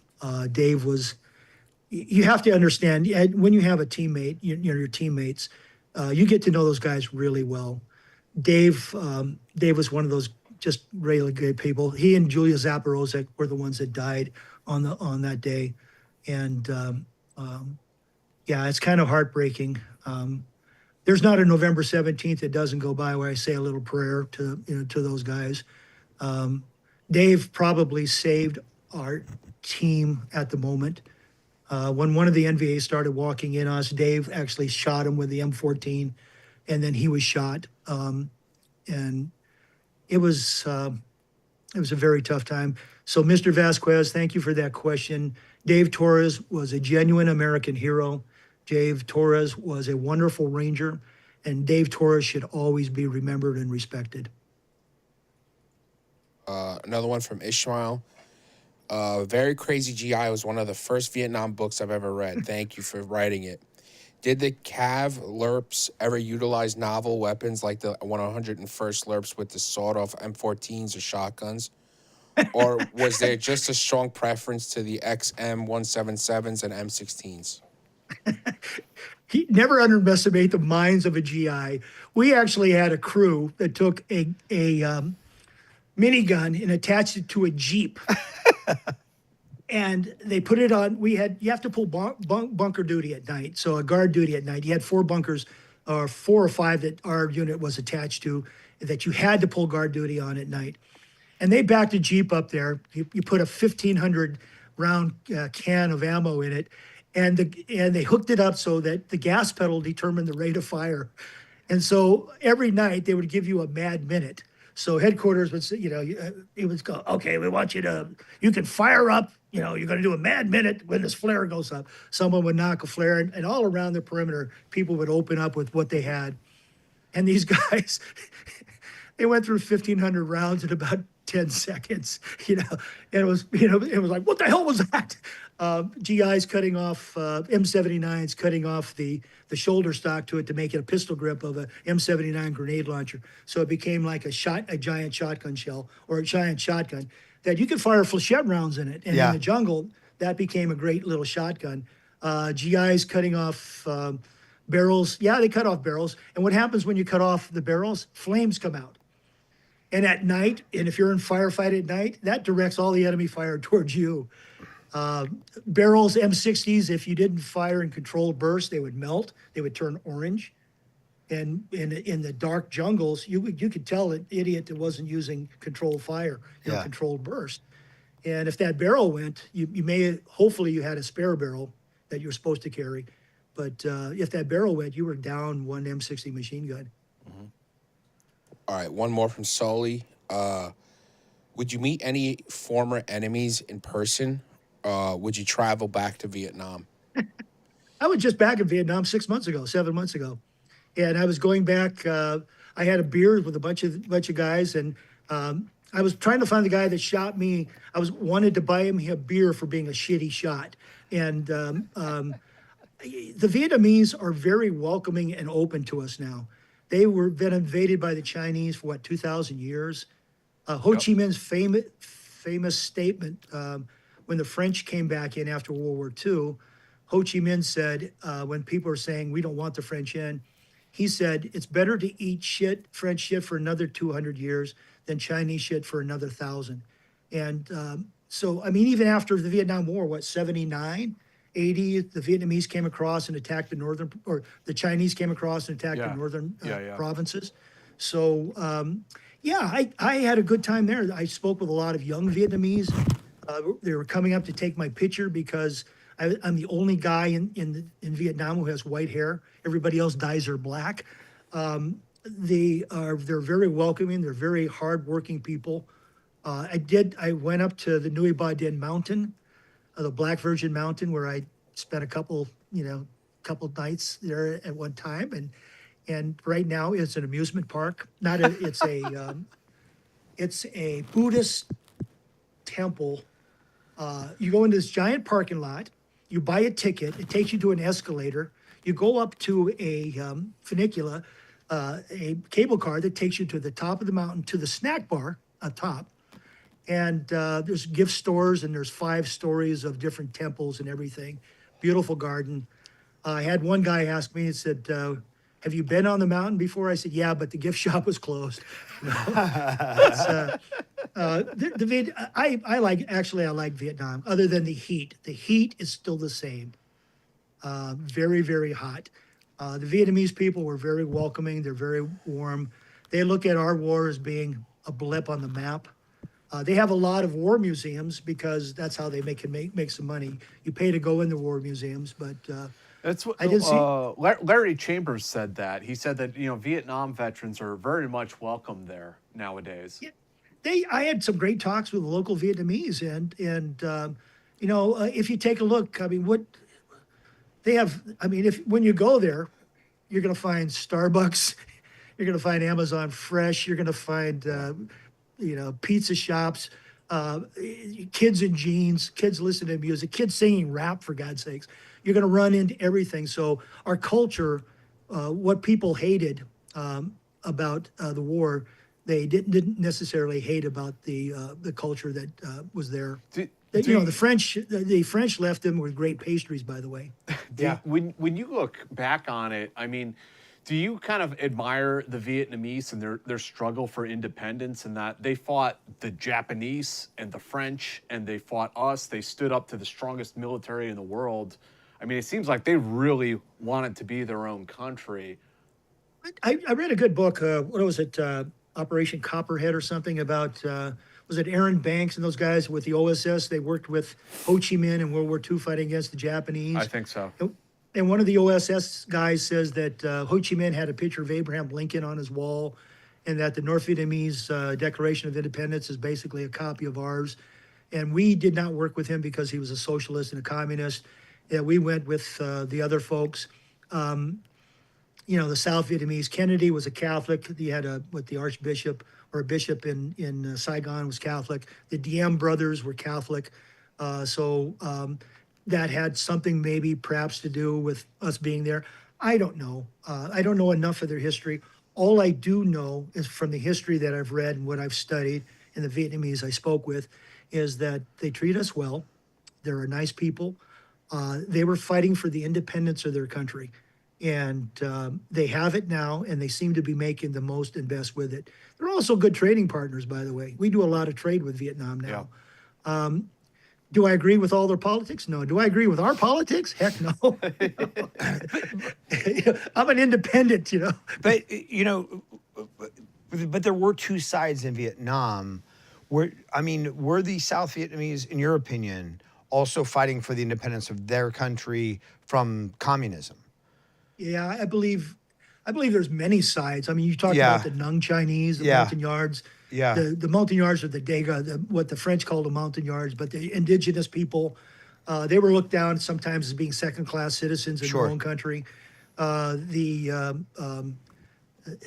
South Vietnamese are a different family than the North, the Trinh. And if you look at the Trinh and the Nguyen, the Nguyen family, if you will, the Trinh up north and the Nguyen down south, and they've fought each other for hundreds of years. Mm-hmm. And if you look at the wars over Vietnam over the last 1,500 years, there always to be a struggle. It was mostly with China, by the way, trying to take them over. Most people don't realize the Vietnamese actually fought off the Mongol invasion. Oh, I didn't know that. Yeah, that was I found that little tidbit, and I thought, this it tells me a lot about their tenacity. Yeah, these people like to fight. Respect them. Yeah, and I'll tell you what I respect about the North Vietnamese was when Cambodia was going on and Pol Pot was murdering all this people. Mm-hmm. The Vietnamese went in there and stopped that war. So in the 90s, the Vietnamese ended up taking out and forcing those guys to stop. So the Khmer Rouge were actually attacking some southern provinces. So the North Vietnamese said, they've been fighting the war, so they said, like hell you will, and they pushed back in. So while they were adversaries, I cannot trash the way they fought, and I cannot trash their bravery. When those guys were coming at us with bayonets and we were shooting them, they were doing this for their country. We were fighting for our country, but you know what? We were also fighting for our buddies next to us. Yeah. And we were fighting for the damn politicians that got us into that war. Yeah. So that's the thing. I probably have more animosity towards the politicians than I do the Vietnamese. Yeah, isn't that the case that, soldiers tend to have more in common with one another than they do with the leaders of their own country? Yeah, what was that soccer game in World War I where the Germans came out and they played with the Brits? It was like on a Christmas day, right? I think it was on a Christmas day. Yeah. And then the British commander got all those guys got chewed out for that. And but you see the humanity come to place. Right. My South Vietnamese scout, who was really a Daniel Boone and taught me a lot of stuff and taught Ed Beale a lot. We thought we were good as Rangers. This guy had been fighting the war, and he was a former Viet Cong who they called him Kit Carson Scout. I don't think I've ever seen a braver man fight in a war. This guy, he taught us a lot. He was very loyal, very brave. Unfortunately, I don't. The Vietnamese took their retribution against the South after the war. Right. Which the refugees, I've been getting my hair cut by the same Vietnamese lady for the last 30-something years. We have some great Vietnamese restaurant. We have some great Vietnamese Americans. And maybe if it wasn't for the war, we wouldn't have had those people over here. I suspect in another 10 years, we're probably going to have some phenomenal Afghan and Iraqi people as well. Is that the people who appreciate what we have here, the freedoms that we have here. Yeah. I'm not going to, I won't be a rah-rah and stand on a box saying we're America, we're the best in the world. But you know what? We're pretty damn good. The flag we have, if someone burns a flag in front of me, I'm going to beat him with a baseball bat. That flag represents what we can be. It brings us all together. I worked with some incredible people in the military. You guys did too. People we would never socialize with otherwise, people from different, economic backgrounds, different religions. Suddenly now they become your best buddies. Who you're out there looking, who's going to protect you? Who's out there you're drinking with? Who's the one that, there's suddenly they're good, close friends and good people. And would we have gotten that otherwise by not serving? Mm-hmm. Would we have known that? Yeah. But we also know who to hate for training us the ways they did at times. Yeah. Yeah. Kregg, where can people go to find you and find your books and find your work if they're interested in reaching out to you? Mostly just in Amazon books. If they like the books, would they please give them reviews? The small books like Chasing Romeo, 1886, because they're small books, it's the reviews that triggers their algorithm that keeps them in the warehouses. And just because I'm a minor league writer, and you can find those there.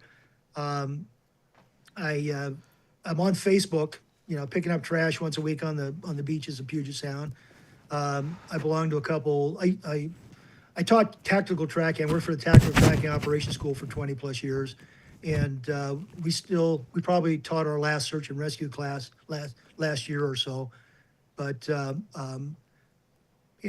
mostly these days you're going to find me upstairs typing, editing, swearing, going, I didn't mean to say it that way, damn it. Hey, come on, you guys are writers. You know what you do. You're producers. You guys know what you do. When you're editing and all this crap, it's kind of like, I just want to be done with it, But yeah, Amazon is probably where they can find the books, especially the small press books. And I have to give it a shameless self-promotion. My book coming out December 9th, which is called We Defy, The Lost Chapters of Special Forces History. December I want to 9th. read that. That's next on my order list. I've got that on my list for Christmas. Kregg, I will send you a copy. We're trading books here. I'll shoot you one. I think, the lost stuff is like the very crazy GI stories. When you find some of these stories, it's like, how come we never heard of these before? Exactly. How come we didn't know that? We should have known that. But yeah, it's not a shameless plug. Ladies and gentlemen, let me tell you what it takes to write a book. You're locked behind a computer now these days. You're there for hours, weeks, days, and months trying to turn out something that is worth reading. And what you can do is go on Amazon, find his books, order his books, then give him a good review. Well, it's like you said, Kregg, when you're a minor league writer, guys like you and me, we got to be out there hustling. That's just how it is. That's how it is. People. I won't go into how little you make when you sell a book, but it's like the old record companies. Remember back in the 50s, where the people sang the songs and they never got more than a few bucks. Yeah, that's still the way it is.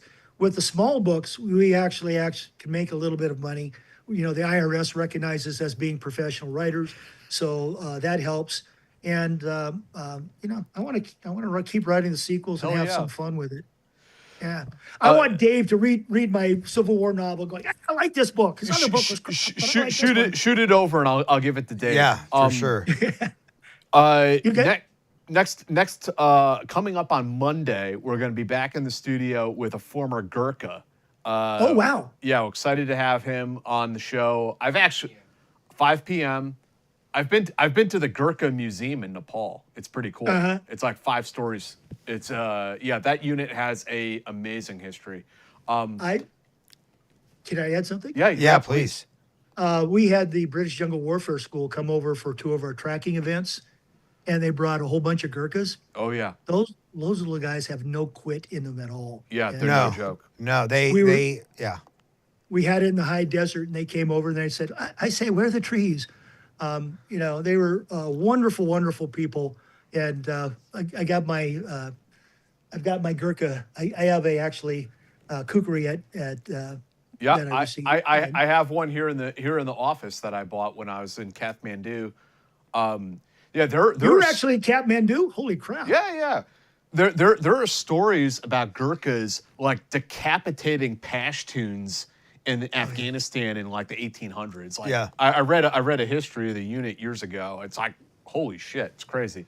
What was a famous story about them where the British officer was telling them they have to jump out of planes, and the Gurkhas, half of them were going to quit, and until they found out they were going to wear parachutes. Yeah. Yeah. I've heard that. I've heard Yeah, that.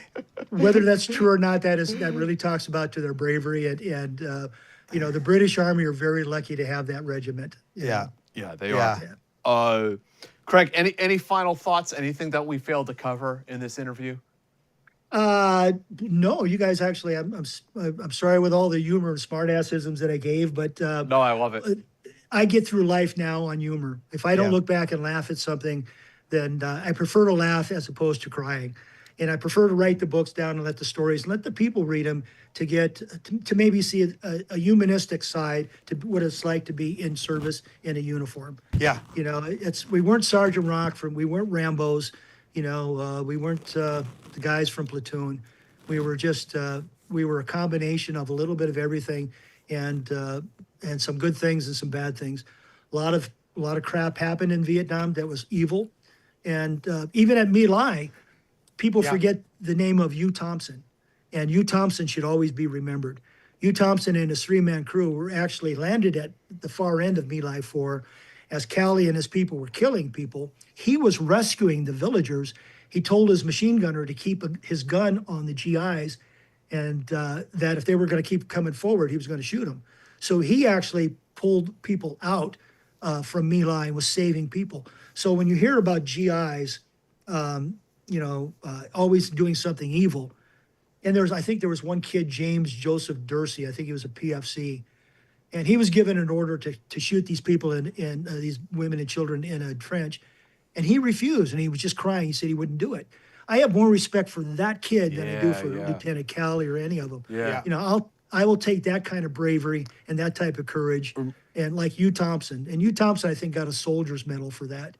Hell, he should have got a Medal of Honor for that. We recently talked to a British para in Afghanistan who had a story like that when he was a sniper and he was ordered to take a shot. Was like, no, this is wrong, and Yeah. like outright refused. Said, no, I'm not going to do that. Yeah.